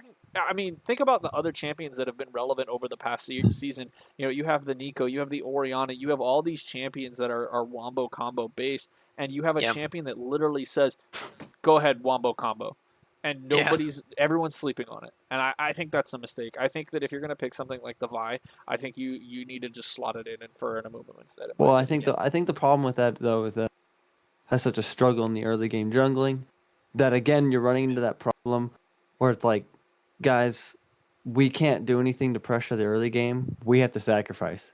You start sacrificing too many dragons, losing turret plates, and the game kind of swings out of control. So, but if you pick strong laners with priority, you don't have that risk anymore. Yeah. I think a lot of the priority does come from the jungler. The priority comes from that jungler, especially with how many scrappy matchups there are. But you're not always going to have like a Kale to sit there and scale. You know what champion is in the jungle meta that also says, "Here, go ahead and wombo"? Jarvan. I think that they should play Jarvan. I think that Jarvan. he's not on this game that Tempest played against UT Esports Gold. He didn't show up in the draft at all. This is a pick that would fit this team very well, and I believe that Anarch can play it because he's playing the Vi, he's playing the Zek, these champions that want to go in a very similar facet to Jarvan. Jarvan can do it at level 2. You should be picking this champion. You're getting that. You can get those level 2 ganks and instantly. We've seen it so many times from these top players.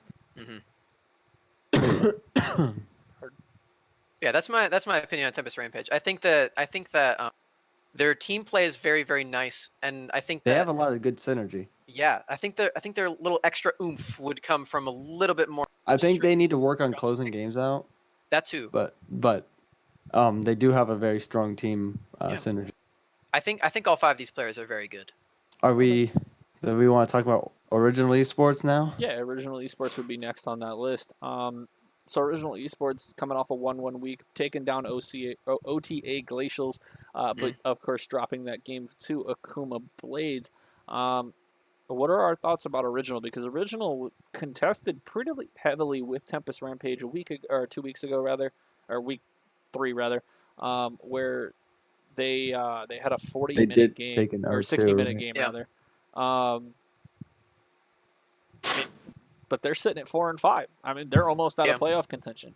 I actually think that the room for error in this division is actually less than in other divisions. I would say so. Yeah. I think 5 losses almost knocks you out of playoffs. And Original Esports is sitting right at that threshold, along with OTA Glacials. Do we think that these teams are dead in the water in terms of moving on into playoffs, or do we think that they just need to kind of start winning these games and not dropping anymore? We saw Original this week kind of destroy Glacials and very dominating game. So if they could take that dominating game and contest Tempest Rampage, contest Sicko Sands, because they have some tough games coming up.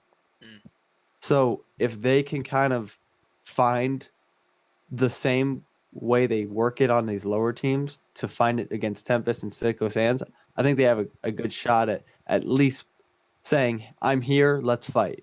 Yeah, I think that game, to answer your question about Original and OTA, I think the game that Original took off of OTA makes that team dead in the water, honestly, in terms of getting into playoffs, because they're down a game against the team with the same number of wins as them, and they're two down to the teams that are trying to get that 3rd seed.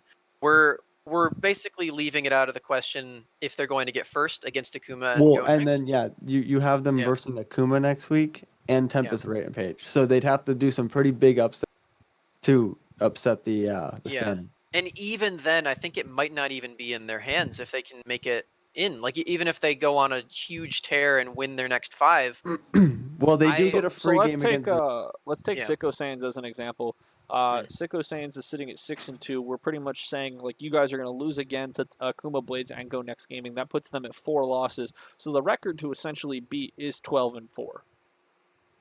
I would say so, unless they do lose to Tempest Rampage. But in which case, Tempest Rampage would then be the record to beat. I'm sorry, not 12-4, rough. 10-4. 10-4 is the record to beat. Yeah. Well, So okay, it's just a matter of does Tempest Rampage beat them then? Yeah. And Well- that's the question between those two teams. But the problem then becomes, is it still a question of can OTA Glacials and Original make it up there? And I'm thinking that it might be a no.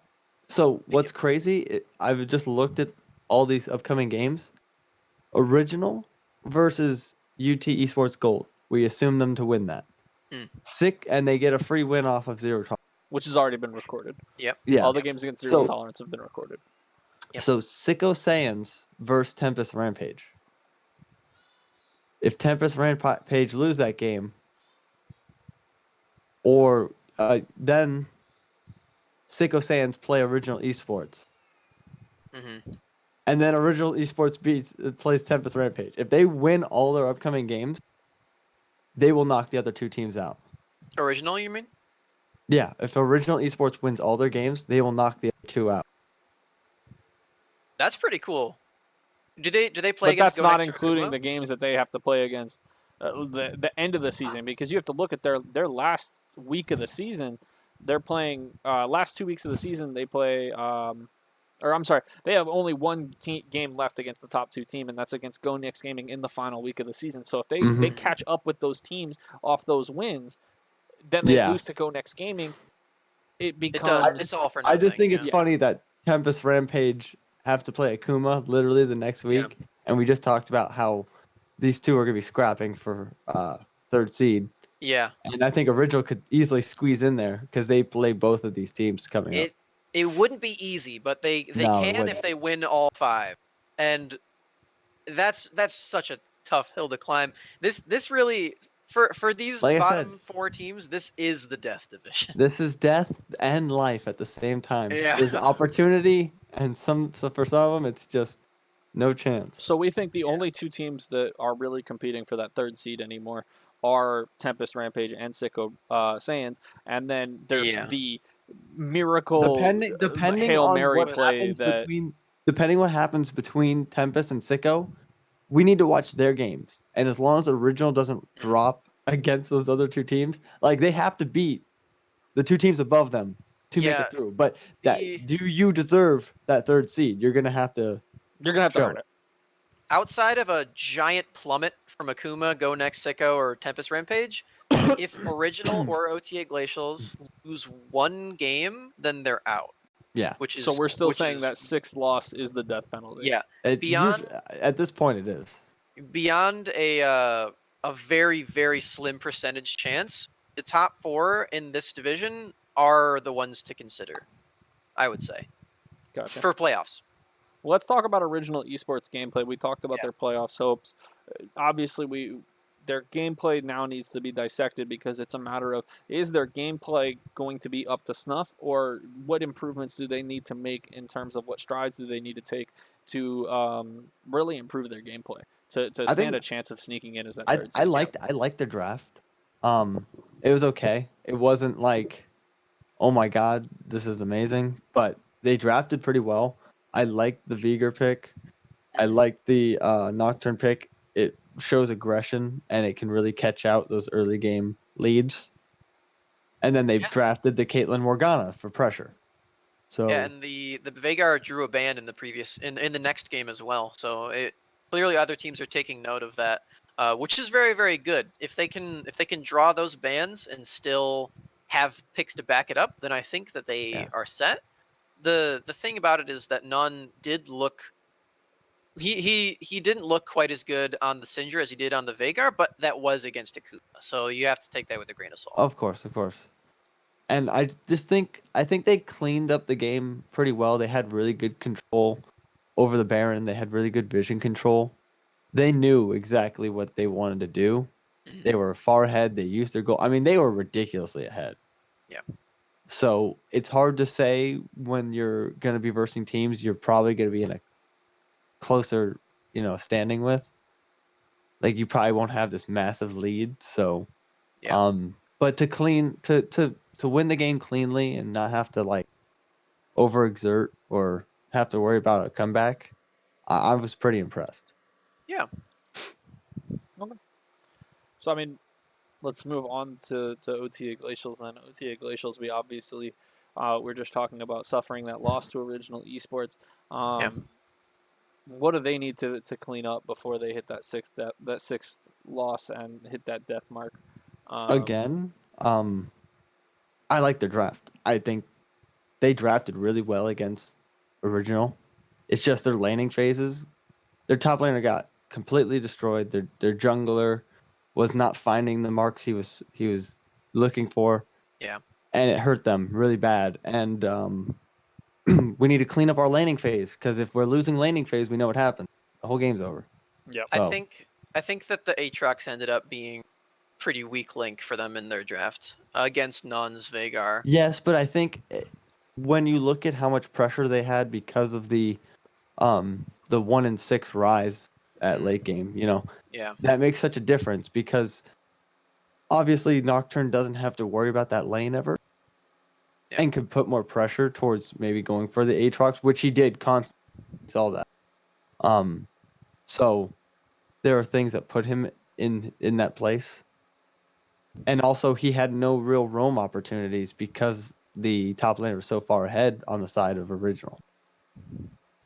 Yeah. I think their draft against Go Next was more along the lines of what this team should be going for, which is a big wombo fight. The problem then becomes it seems the like Wombo fight. you're picking champions that you're not necessarily comfortable on in lane. Specifically, I'm looking at the Yasuo Gragas bot lane. It just didn't come together for them, and Yeah. it may just be that matchup is just really really abysmal against that Heimerdinger, but it didn't come together for OTA Glacials, and they can still make that wombo happen, but I think they should just avoid involving their bot lane in such a big way because it seems like OTA Glacials have a pretty safe and like standard bot lane that they can rely on later on as long as the top side is doing all right. But that game it got out of their hands in the I think they just got outclassed in that laning yeah phase because the whole reason this game went out of control, they were doing lane. Yes, they were kind of throwing a few kills here and there, or yes, they weren't getting the actual kills that they were all inning. But the problem lied with the Kale getting so destroyed in the mid lane that the Aurelia was such a problem. Yeah. And I feel like if the Aurelia wasn't a problem, they would have easily won this game. Yeah, it got to a point where the Kale almost looked like it could bring the game back. 057 did a good job as the game went on, but they made one bad call to fight, and it just they got caught by the Talia. That and after that it was done. the deficit from the lane was too big to But overcome. the problem was that the Aurelia could always exert pressure on the bot lane. Yeah. They could always have priority on the Baron because they're all a bunch of melee champions and a Kale. Yeah. So you really don't have any hard CC to rely on at a range. Yep. And you have to all in or you lose. The And core of it is it's too hard to all in. The core of it is if you're playing a team fight comp, you can't get that far behind. You can't lose lane. You have to stem the bleeding a little bit so you can get to the team fights. Mm-hmm. And they couldn't quite manage that. It was against Go Next, who was a very early game focused team. So, and we did talk about their players being extremely good. And they're very proficient in many champions. Yeah. Except for Tron, who only plays Heimerdinger. So it's a good look for OTA Glacials. They almost got back into that game against Go Next, who I think is very, very good at laning.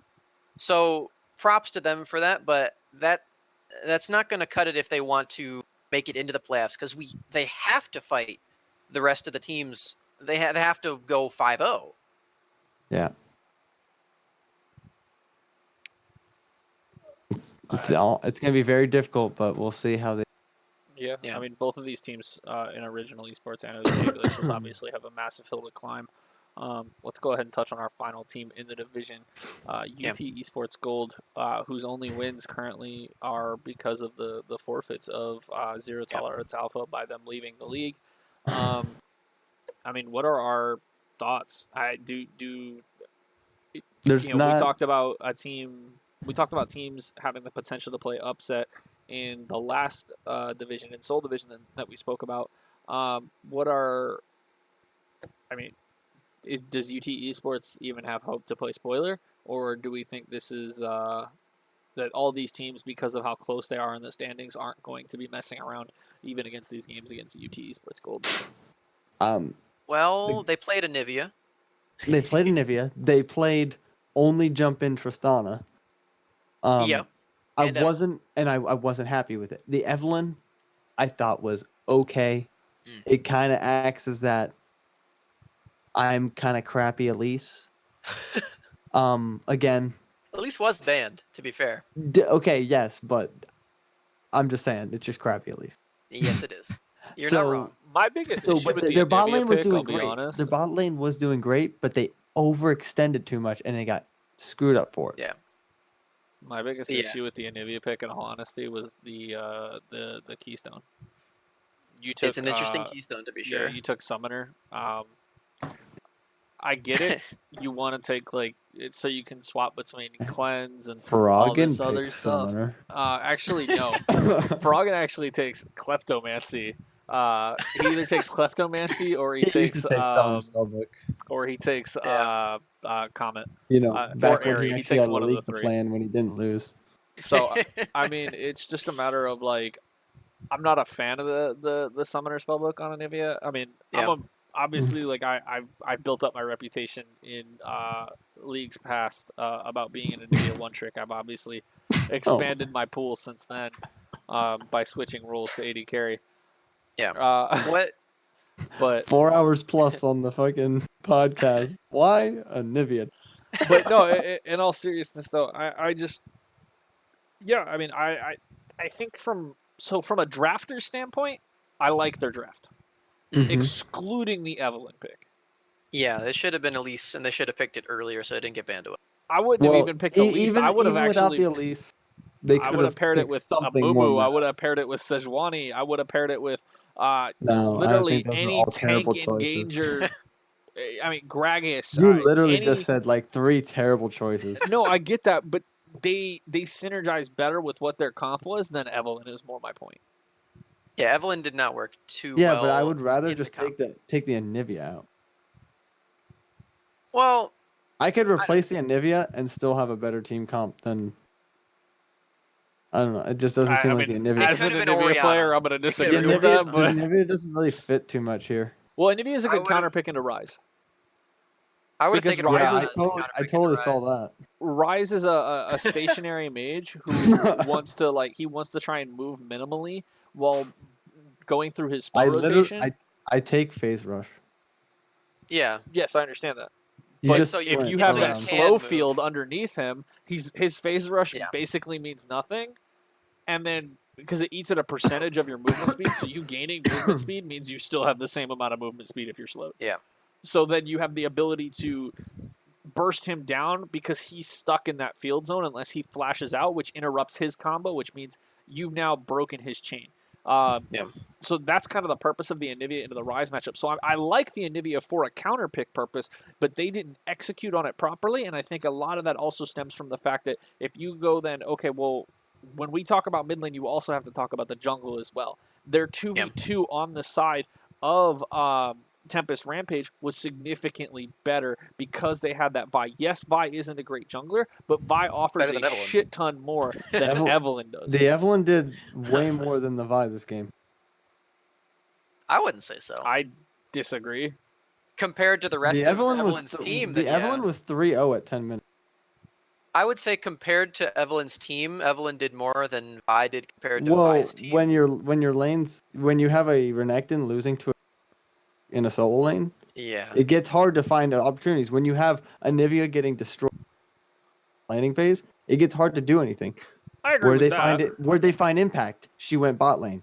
Boom. She found kills. So when I'm you not actually saying have that the lanes to Evelyn play didn't use around, the pick yes. to the best of her ability. I'm just saying that I think Evelyn at a fundamental level doesn't have the same opportunities as Vi. Does Vi have a bunch of opportunities to be a super powerful pick? Not really. It's a very helmet, for lack of a better word, a helmet champion where it only really plays one specific way. Yeah. But Evelyn has a lot of opportunities that she can create, but not against that team.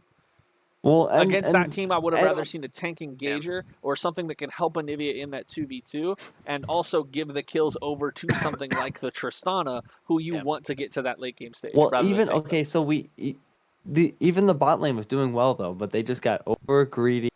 The Tristana jumped in on everything, I didn't see him not jump in. Mhm. And when you're playing that style, you're just kind of throwing away your lead that you did have. And the Kalista was down. Like so much CS, they just stopped focusing on bot lane, tried to play around mid, and then completely lost bot lane control. Yeah, I think this is a team that I just don't think they understand the core fundamentals.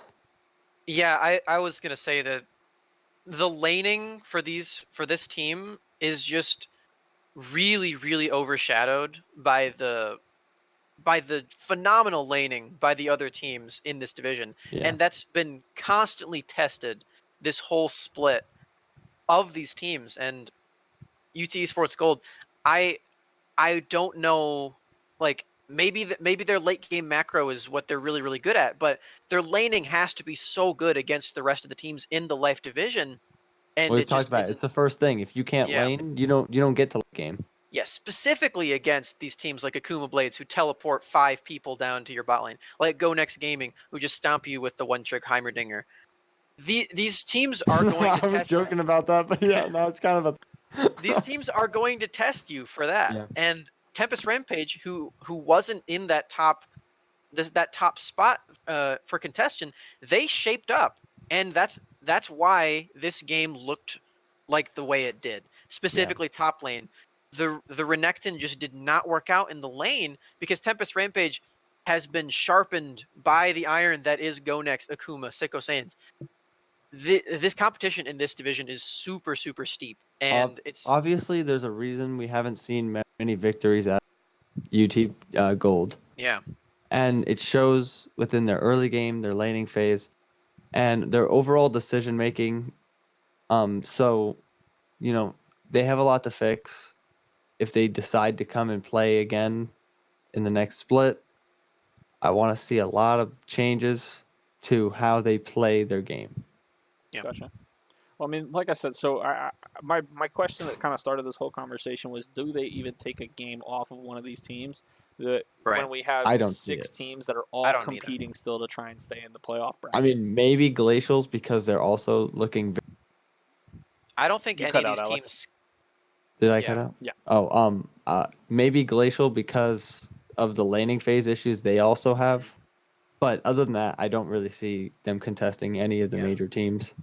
I don't think that any of these other teams can afford a loss like if that. If they do take a game, they're gonna feel real bad about standing to go. Yeah, and with UT Esports Gold, it feels bad, but even if they win all of their games left, they're still 7-7, and that's not going to be good. Yep. Yeah. So it sucks to say, but they don't have a horse. All these other teams, they still have a chance, and they're going to be fighting super, super hard for it. And I can't see anyone faltering a game like that to UT Gold, unfortunately for them. All right.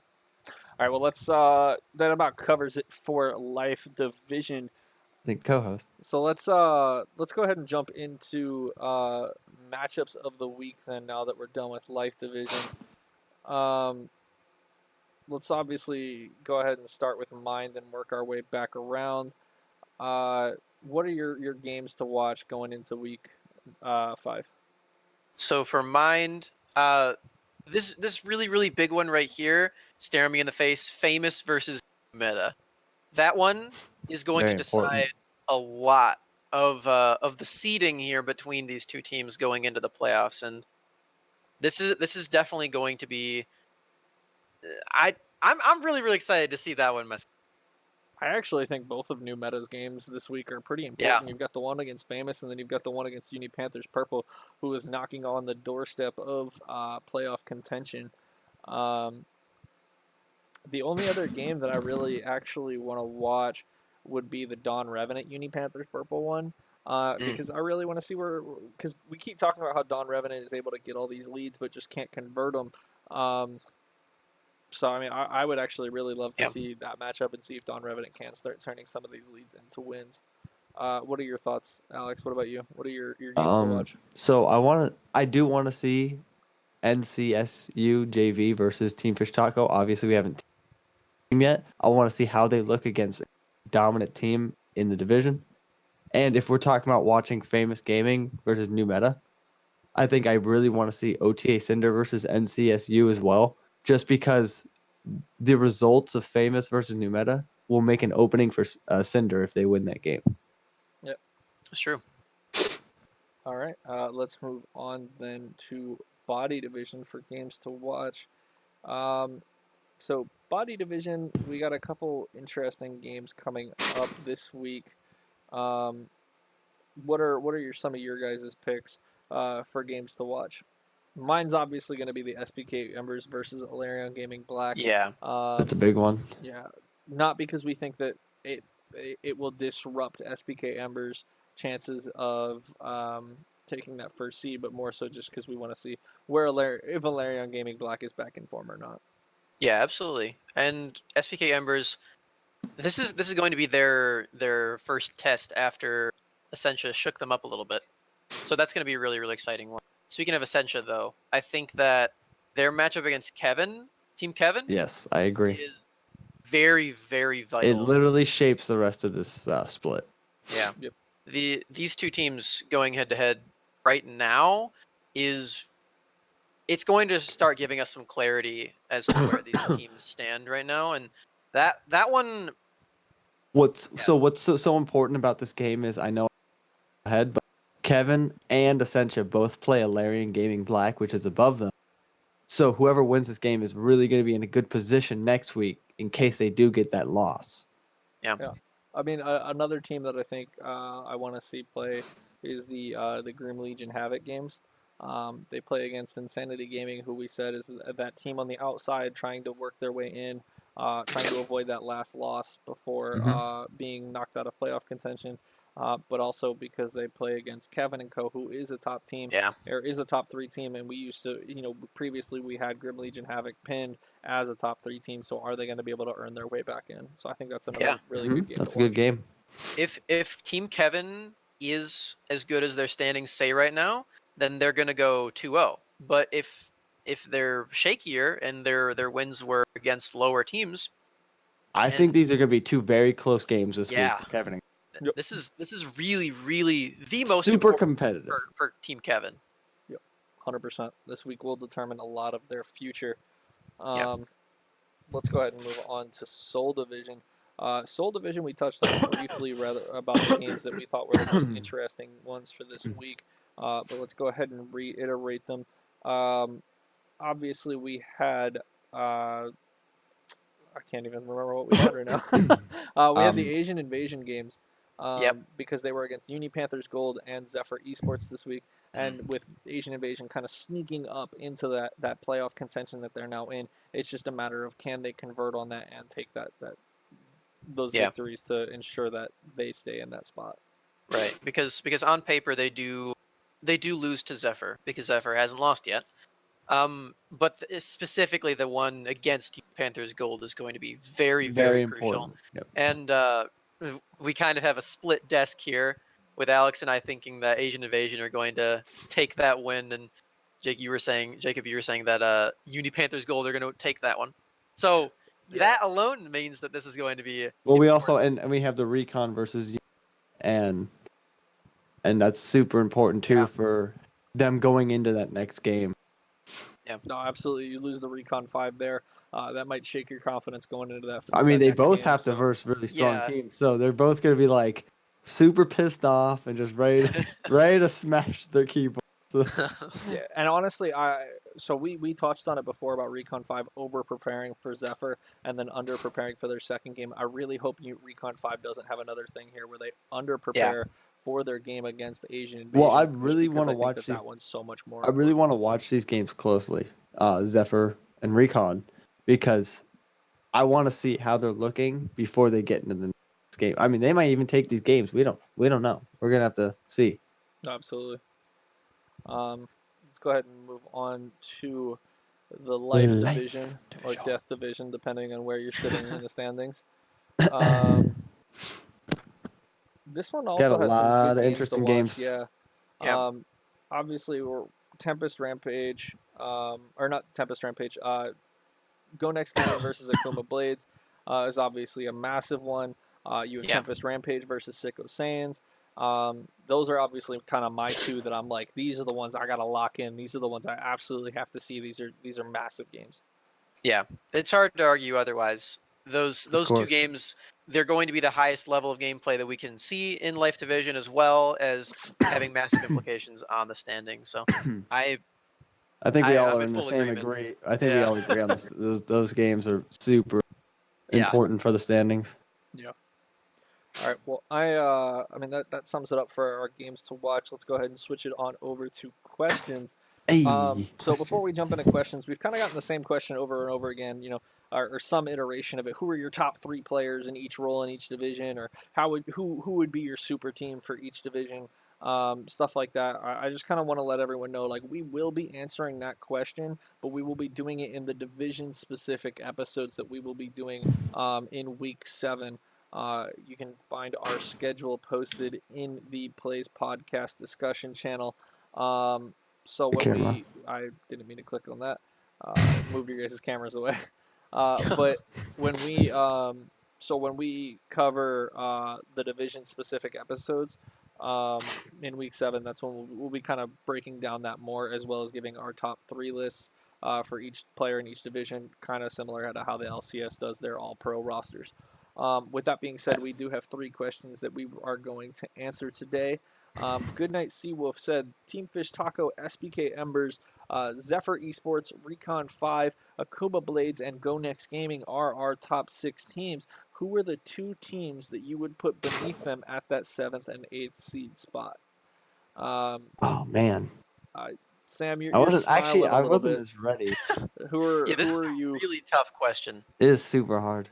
I was been thinking about this question ever since it popped up there, and I think I have at least one answer that I'm pretty comfortable with, and that one is going to be New Meta Esports in the Mind Division. I think that I think this team is shaping up to be a very clean early game team, and one that's very needed for Mind Division, as they are sending 2 teams that are not Team Fish Taco.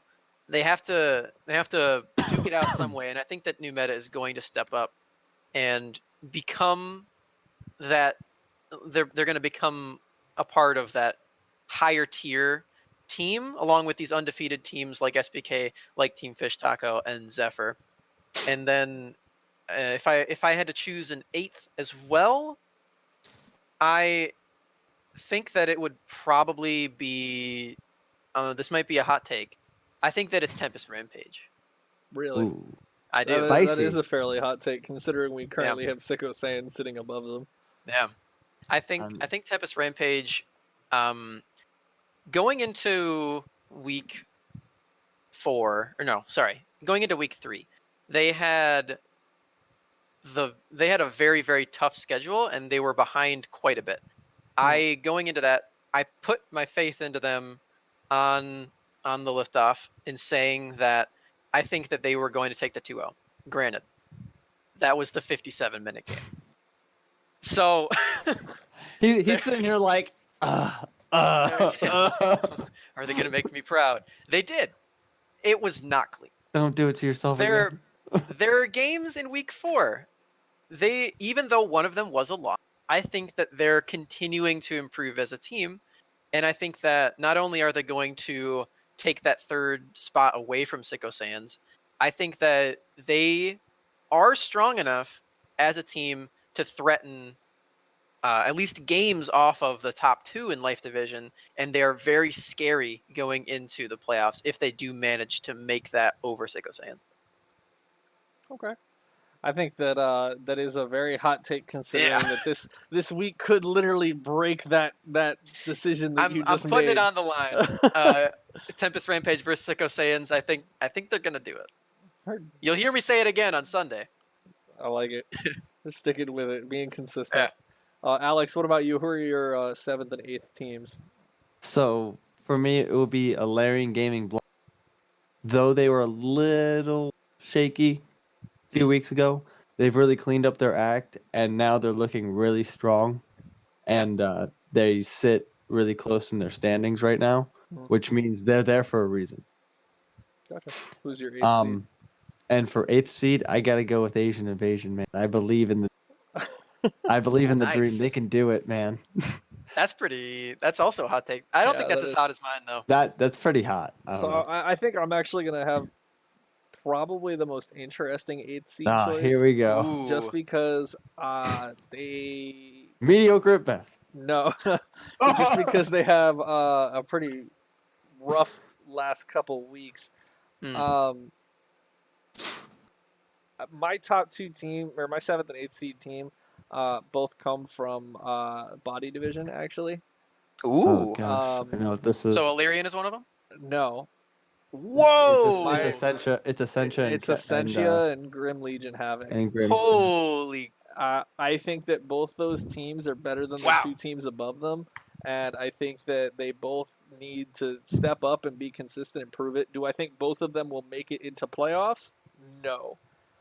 But I think that we are going to be seeing a team that I consider a top 8 team being left out of playoffs just because they did drop so many games. We talked a lot about Grim Legion. You know, they were very strong, and they kind of just got screwed out of where they were in the standings. So, obviously, I totally could agree with what you just said. Yeah, I think both those teams have the potential. It's just a matter of, are they going to both make it into playoffs? That's a difference. Plays is like Body Division all the way, baby. I think if Grim Legion brings the same roster to their last 6 or 7 games, then I might agree with you. Yeah. Put Overlord on Lucian and not Rakan. Yeah. Let's go team draft. No, they definitely need to fix that roster. That I think that's a giant question mark. But I think that if we see the roster they've had from weeks past, and I think we really see Essentia Storm recover from, quite frankly, an awful week. I think you have those 2 teams. I think they both are better than Alarion Gaming Black and Kevin and Co. And that's no disrespect to Alarion Gaming Black and Kevin Co. I just think that. Watch it, buddy. I think that these 2 teams. You're messing with my picks. For Alex, that's my pocket pick, baby. All right, so let's move on to the next question then. You let me say the Tempest Rampage was a hot take, and then you're just like, right. And then I just drop like the spicy sauce. You're like, oh yeah. He's like, that's it. I'm taking UT Gold. All right, well, let's move on then. Fruit Salad also had a question for us. It is, which matchup outcome has surprised us the most so far in the whole split? Which result has? You can't be dropping balls out here like that. I'm actually gonna run it back and say SPK Embers and Essentia Storm. Just because I was gonna do that one too. Just because, why? I literally just got over. Why do you have to start again? We're bringing it back. Well, the thing is like we even talked about it in that thing where the first 7 minutes we were all pretty much like Essentia Storm, like ooh they got it, like this is gonna be the first loss for SPK Embers. But aside from like a spectator standpoint, what result surprised me the most? That one's a little bit more difficult. I would probably say it would have come from fall, and it would have just been something simple like Uni Panthers goal. Or no, I know when it was. It was actually from Mind Division. I lied. It was Uni Panthers purple not gold. Uni Panthers purple, dropping a game to University of South Alabama. Yeehaw. Because Yeah. that one Yeah. loss to a team that is no longer even in the division could knock could them hurt. out of playoffs. It could It's hurt, actually yeah. brutal. Yeah. I don't know if I can say that. Could the you week imagine one just was- like coming in, you're like, take that loss, drop the fucking this particular team doesn't get to go on, but neither do from, we. from a So, yeah. reflecting Good luck making it standpoint, to playoffs. from a reflecting standpoint, I guess that's the biggest surprise in terms of like That's fair. That's watching live. It would have been the Essentia Storm and Yeah. You can go SPK ahead, Embers. Smax. Yeah, I think if I had to pick a particular game, it would have been Essentia and SPK. I think going into that game, Essentia did have a lot of momentum on their side, and they used it to win the early game, but it didn't quite have what it took to finish that one off. But if I were to make a more general thing, I guess about it, I would say that new meta esports rising up from the pretty big deficit that they placed themselves. Yeah, that's like 5 earlier games on. though, man. I know. No, I picked but I one. understand. It is an upset. Yeah, I And- think that them bringing it back is I think really, it's really crazy because impressive. I remember Yeah. looking at them. I'm like, bottom team. I'm, man, I wish they would just kind of step up. And then they're like, Yeah. oh, we're gonna step up. I Worked out. it's really, really impressing me. They're tied for second now, whereas before I had written them off, and this team is It's- really, really It's impressive. it's never too early right now. Don't Yeah. count anyone out. All right. What about you, Alex? What's your So mine's actually a 2-part. Yep. And it's because it was it's like back-to-back disappointment. both Essentia Storm games? No. Hold on. Can you let me? It was actually GoNext Gaming versus Sicko Sands because we hyped that up. It was 2 top of the tier teams, and then we just saw disappointment out It of was a Sicko hard Sands. smash, yeah. Yeah, And then again, Akuma, we're like, okay, maybe there was a fluke. Maybe they just had a bad week. Nope, they just got smacked again. So that to me was the most surprising because I thought Sicko Sands were going to be kind of more competitive in that Yeah. that tier. yeah, and it's really telling that none of us have them in our top 8. Especially Yeah, when they started. honestly, Yeah. yeah. With an When undefeated they record. said top 6, I definitely don't see them making it through. If they do, it's only because Life Division got so close to the point where they just couldn't make it based on so many losses. All right, so the final question by Starling.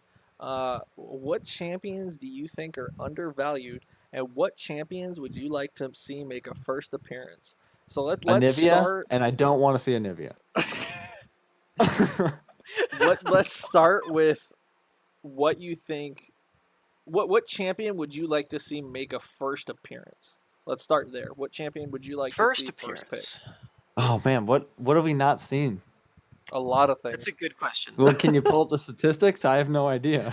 I actually don't think we're not tracking champion specific stats this season. Oh, I've got I one. believe. I've got one. So all of these teams are playing.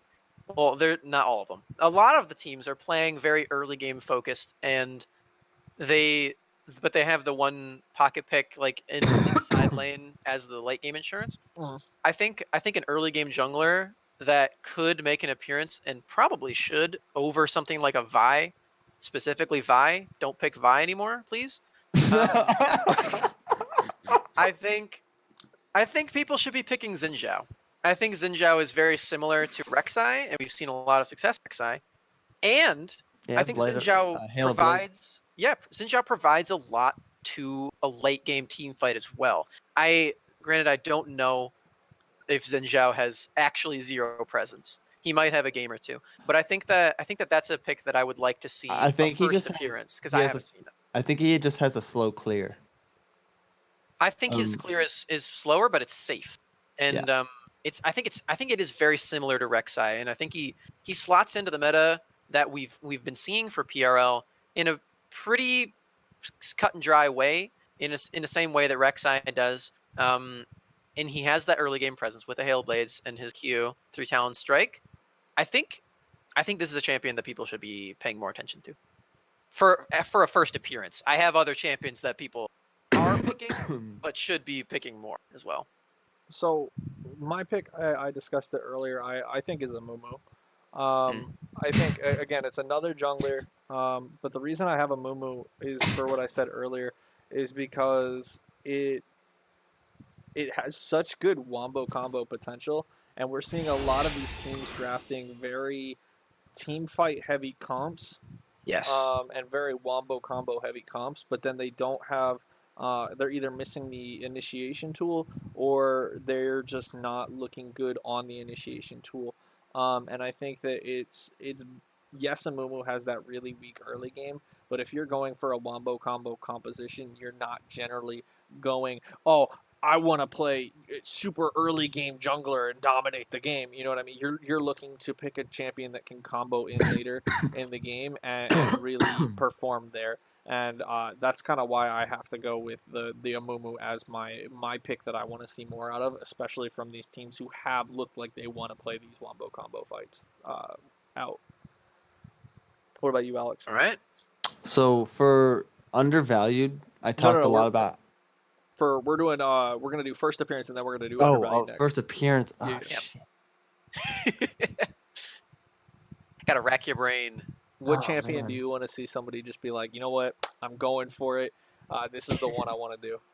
Oh man, I want to see Shaco Cancer. Oh no! Someone do it. No. Do Shaco support Cancer. No. So no, I gotta tell a story about this because Sam doesn't know this story. So when we used to play a lot, me, Alex, we also had this friend named Chris. I don't want to hear a Shaco story. Who would play a lot. Hear it either.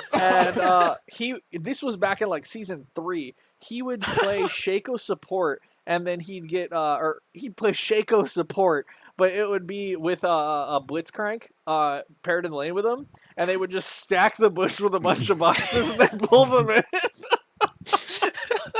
He doesn't play. So imagine that as a bot lane in 2019. You're just chilling in the lane, and you get pulled in. All of a sudden, you're fear.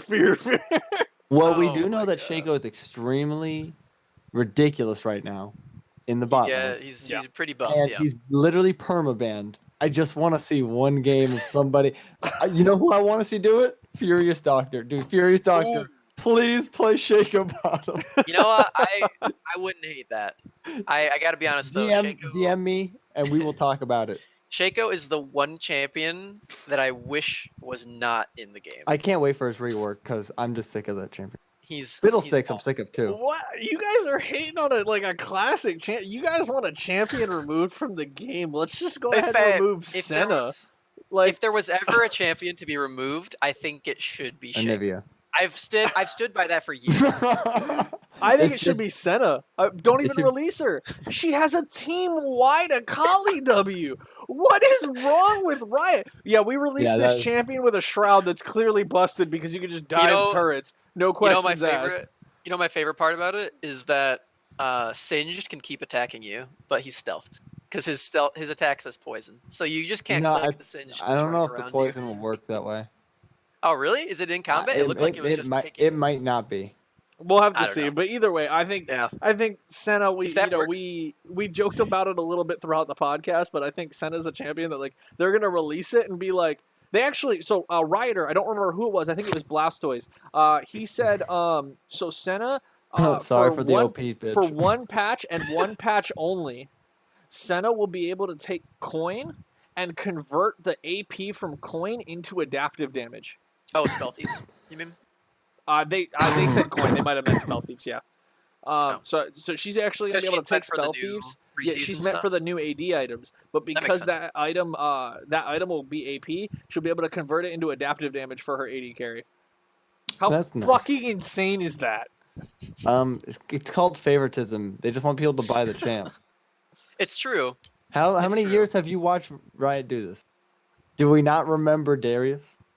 So my only problem with Darius was when in season 4, in season 5, when Darius was still a relevant champion, they were like, you know what? We're gonna change Juggernauts. How should we change Darius? Let's give him a heal. That's what that champion needs. Well, no. Why? Okay, when he first came out, he auto attacked me.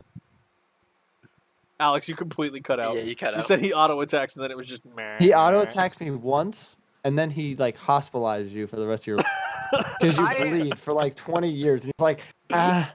I like the Darius change that they made his Q not instant. I feel like you guys are forgetting that the Q was literally instant. Oh, Yeah, I 'cause remember. I can forget that.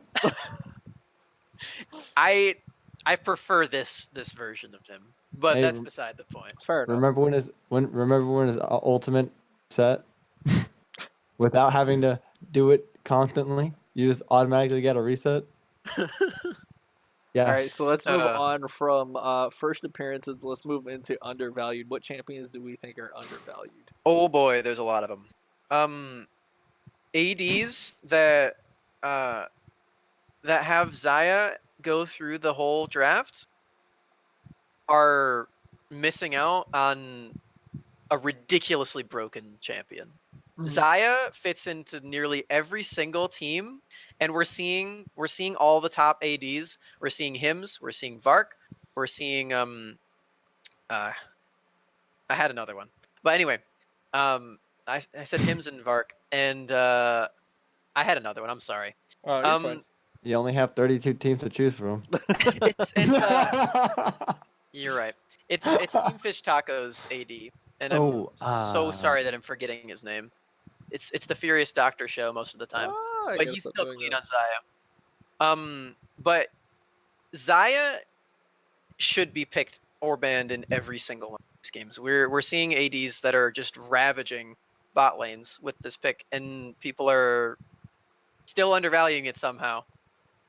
Which is Indigo. He's a good Xayah too. Just big shout out to those guys for already playing that champion. But teams should be picking that. That'll be my first one. I have a lot of them, so we could be here for a while. Well, let's each give two. I will say I agree with the Xayah pick, but I will say at the same time that I think teams are undervaluing Xayah. I think a lot of teams in weeks past have been overvaluing the Kai'Sa, and now I think instead of overvaluing Kai'Sa, I think they're overvaluing Ashe. Yes, Ashe does have this monstrous win rate in solo queue, but that's in solo queue where teams aren't coordinated and have the ability to really punish an immobile AD carry. Nerfs are on the way, boys. I think Ashe is. She's just barely overvalued, I would say. I think she is worth picking a lot of the time, just not over Xayah. And teams are doing that. They're picking she Ashe gets an over auto Xayah. attack reset. With her Q, which I think was Xayah, a good buff. It is, but Xayah gets an invulnerability move that snares you after. I think for team play, she's definitely better. For solo queue, Ashe is. You cut out again. Yeah. Ashe is. I'm assuming you said Ashe is better. Ashe is better for solo queue. Yeah, I agree with that. And like I said, I think a lot of it stems from the fact that you can't punish. Because team play it's so important to have safety. Yeah. So who's your second, Sam? Who's your second most undervalued champion? If I had to pick one, you've heard me talk about teams that I really like when they press the kale button, so I'll leave that one. That one's also one of them, but I already talked about that. So another one that I would say is I'm cheating here. Yeah, he's totally cheating.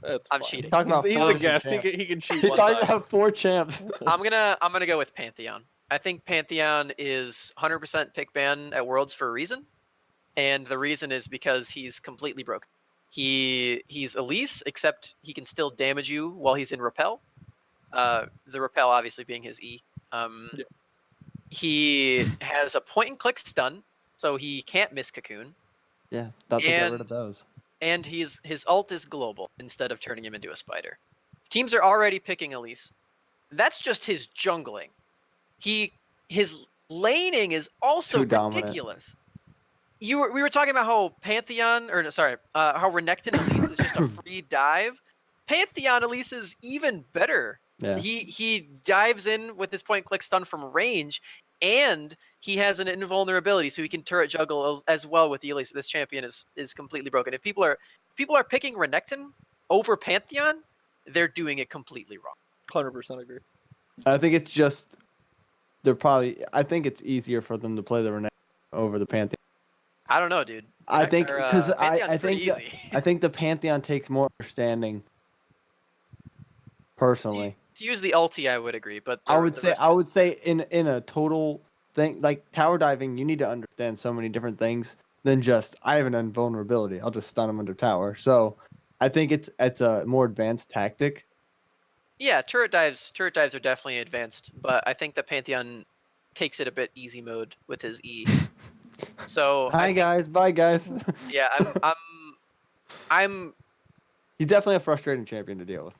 And he's really, really good. Teams are We've seen, I I'm think, sad about Hummus or who's in the top lane, Hubris. Hubers. That guy takes it like every game. He's like Yeah, playing Pantheon, smart guy. and he smacks everyone. He does. It's just I always talked about how he wasn't converting that. Yeah. Later on, he had that Pantheon ult that went sideways. So in the same breath, it was kind of rough. But yes, he's identified the Pantheon's a good pick, and he's playing the lane very well with it. So I like that a lot more than when all of Mind Division had a Garen fetish. All right, so Alex, what about? Just gonna transition out of that real quick. Why do I gotta go next? Alex, what is your fetish? Like, well, after feet, we're gonna start talking. All right. So what are your two undervalued champions? So I did talk about Swain, but of course they've been doing Swain support. Mm-hmm. Yeah. I'm talking mid lane Swain, top lane. Okay. I like mid lane Swain the most for the fact that it's a short lane. You can pressure a lot with your grab, and you're gaining so much health from just getting the grabs early on that he becomes such a monster late game, and he scales so well. Yeah. And it's hard for teams to fight around him. They have to be so careful about what they do. So I think he's very undervalued right now. And I think once the new meta starts to shift after the nerfs come through, he's going to be sitting up top. Yeah, I think he works really well as a counter pick. I think he struggles against Syndra. But yeah, he does. Yeah, it works against a lot of things, specifically. But that's like what we have bans for, you know. Yeah, he works really well against assassins, and there are teams that are picking the Kiana, the Zed. He can even the things like the Rise. He easily he's pretty good against Rise. Yeah. Who's your second one? I would say Zoe. Super team oriented pick. She does have a higher skill cap, but you're talking about Diamond. We should be able to know how to play our champions by now. And she has so much utility. She has so much mid game roaming that she can pull off, and she just cleans up team fights so well. Especially when we're having so many players kind of misuse their summoner spells. And you're seeing it so much in these games, and I feel like she's a power pick for picking out some of these players. Specifically, Sleeply draws Zoe bans every single game. Sleeply is so good, man. He's ridiculous at Zoe. Like him and Pop-Tarts when they go at it, man. That's gonna be a good day. That's gonna be a good day. For me, I think my two picks are actually gonna be probably the most surprising. My first pick is gonna be Kled. Actually, Kled's a strong pick. Kled is absolutely a dominant champion, and when you're talking about early game champions that can transition into late game champions, I think you have to look at Kled. I think, and Alex obviously knows this, but I think Kled is actually a very versatile champion. I think he can be flexed between mid and top. Yeah, the meta's definitely shifted into that. Yeah, especially with Aatrox mid coming out. Yeah, and Renekton mid, as well as and not even just that. Like Kled also does well into assassins because they'll try to burst him down before he goes out of his passive, and then he just dodges the rest of their combo when he gets knocked out, and then he just goes right back into it. So I think that Kled is actually a really good pick in the meta. I think he does well into assassins. We all saw Forklift Operator go 3-0 in 4 minutes. Yeah, so I think Kled is a champion that's absolutely being slept on.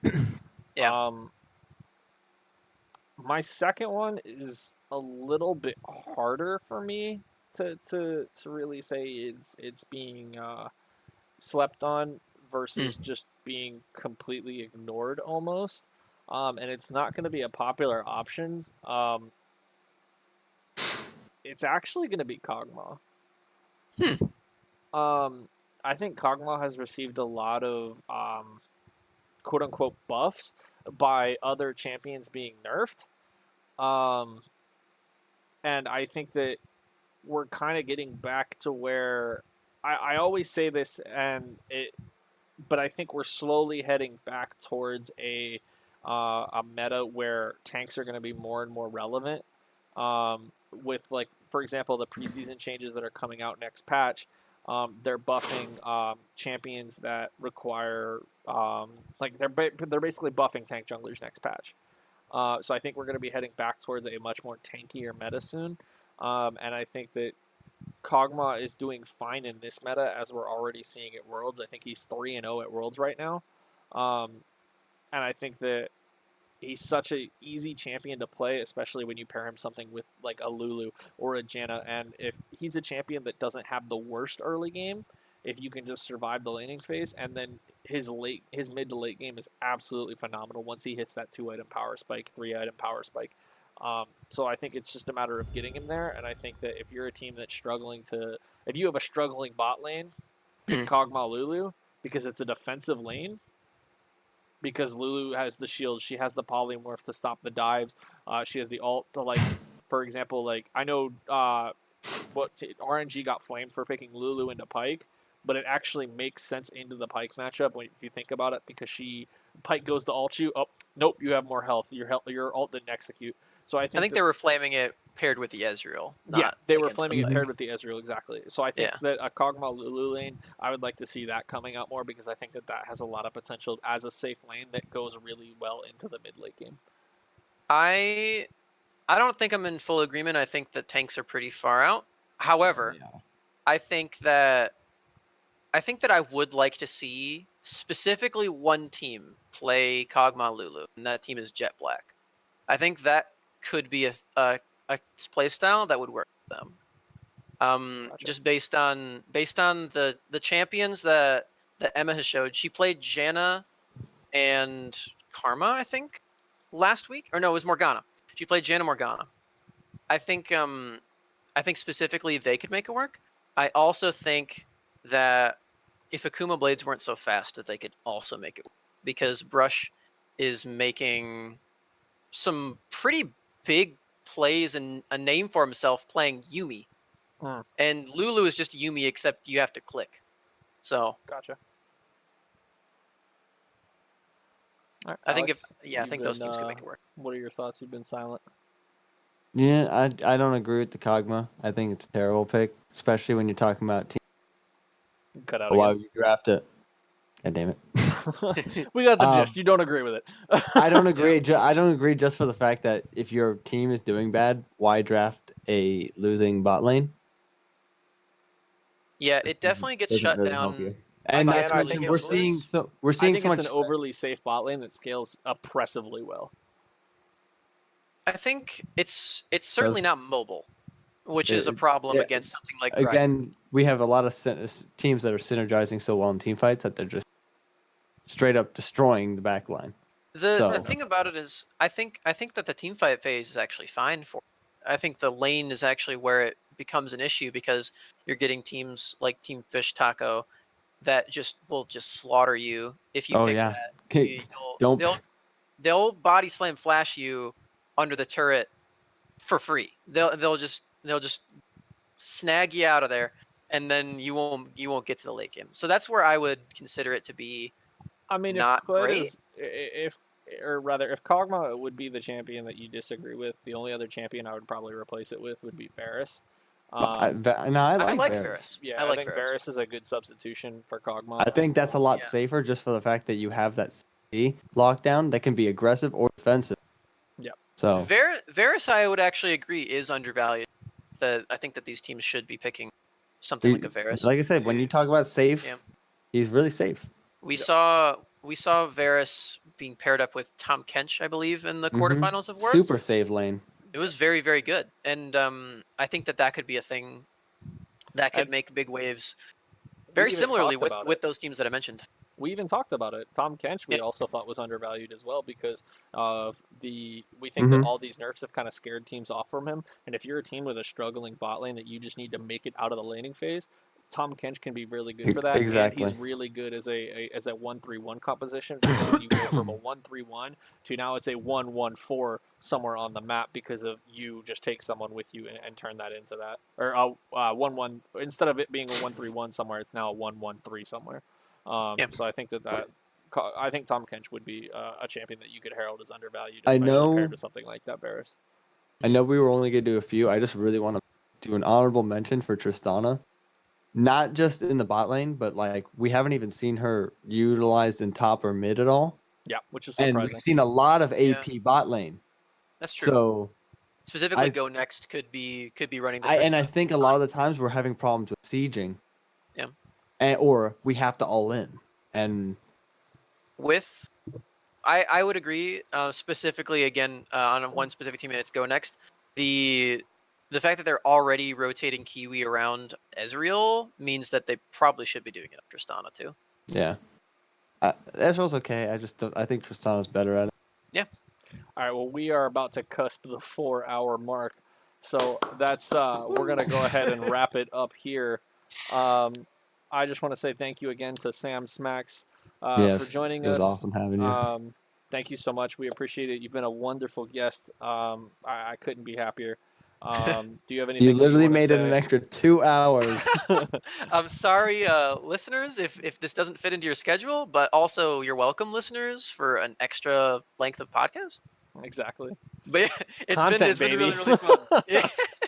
This has been really, really fun. Thanks for having me so much. And be sure to tune into the Liftoff. It has a name now, the pregame show. Oh no. I named it. Top secret.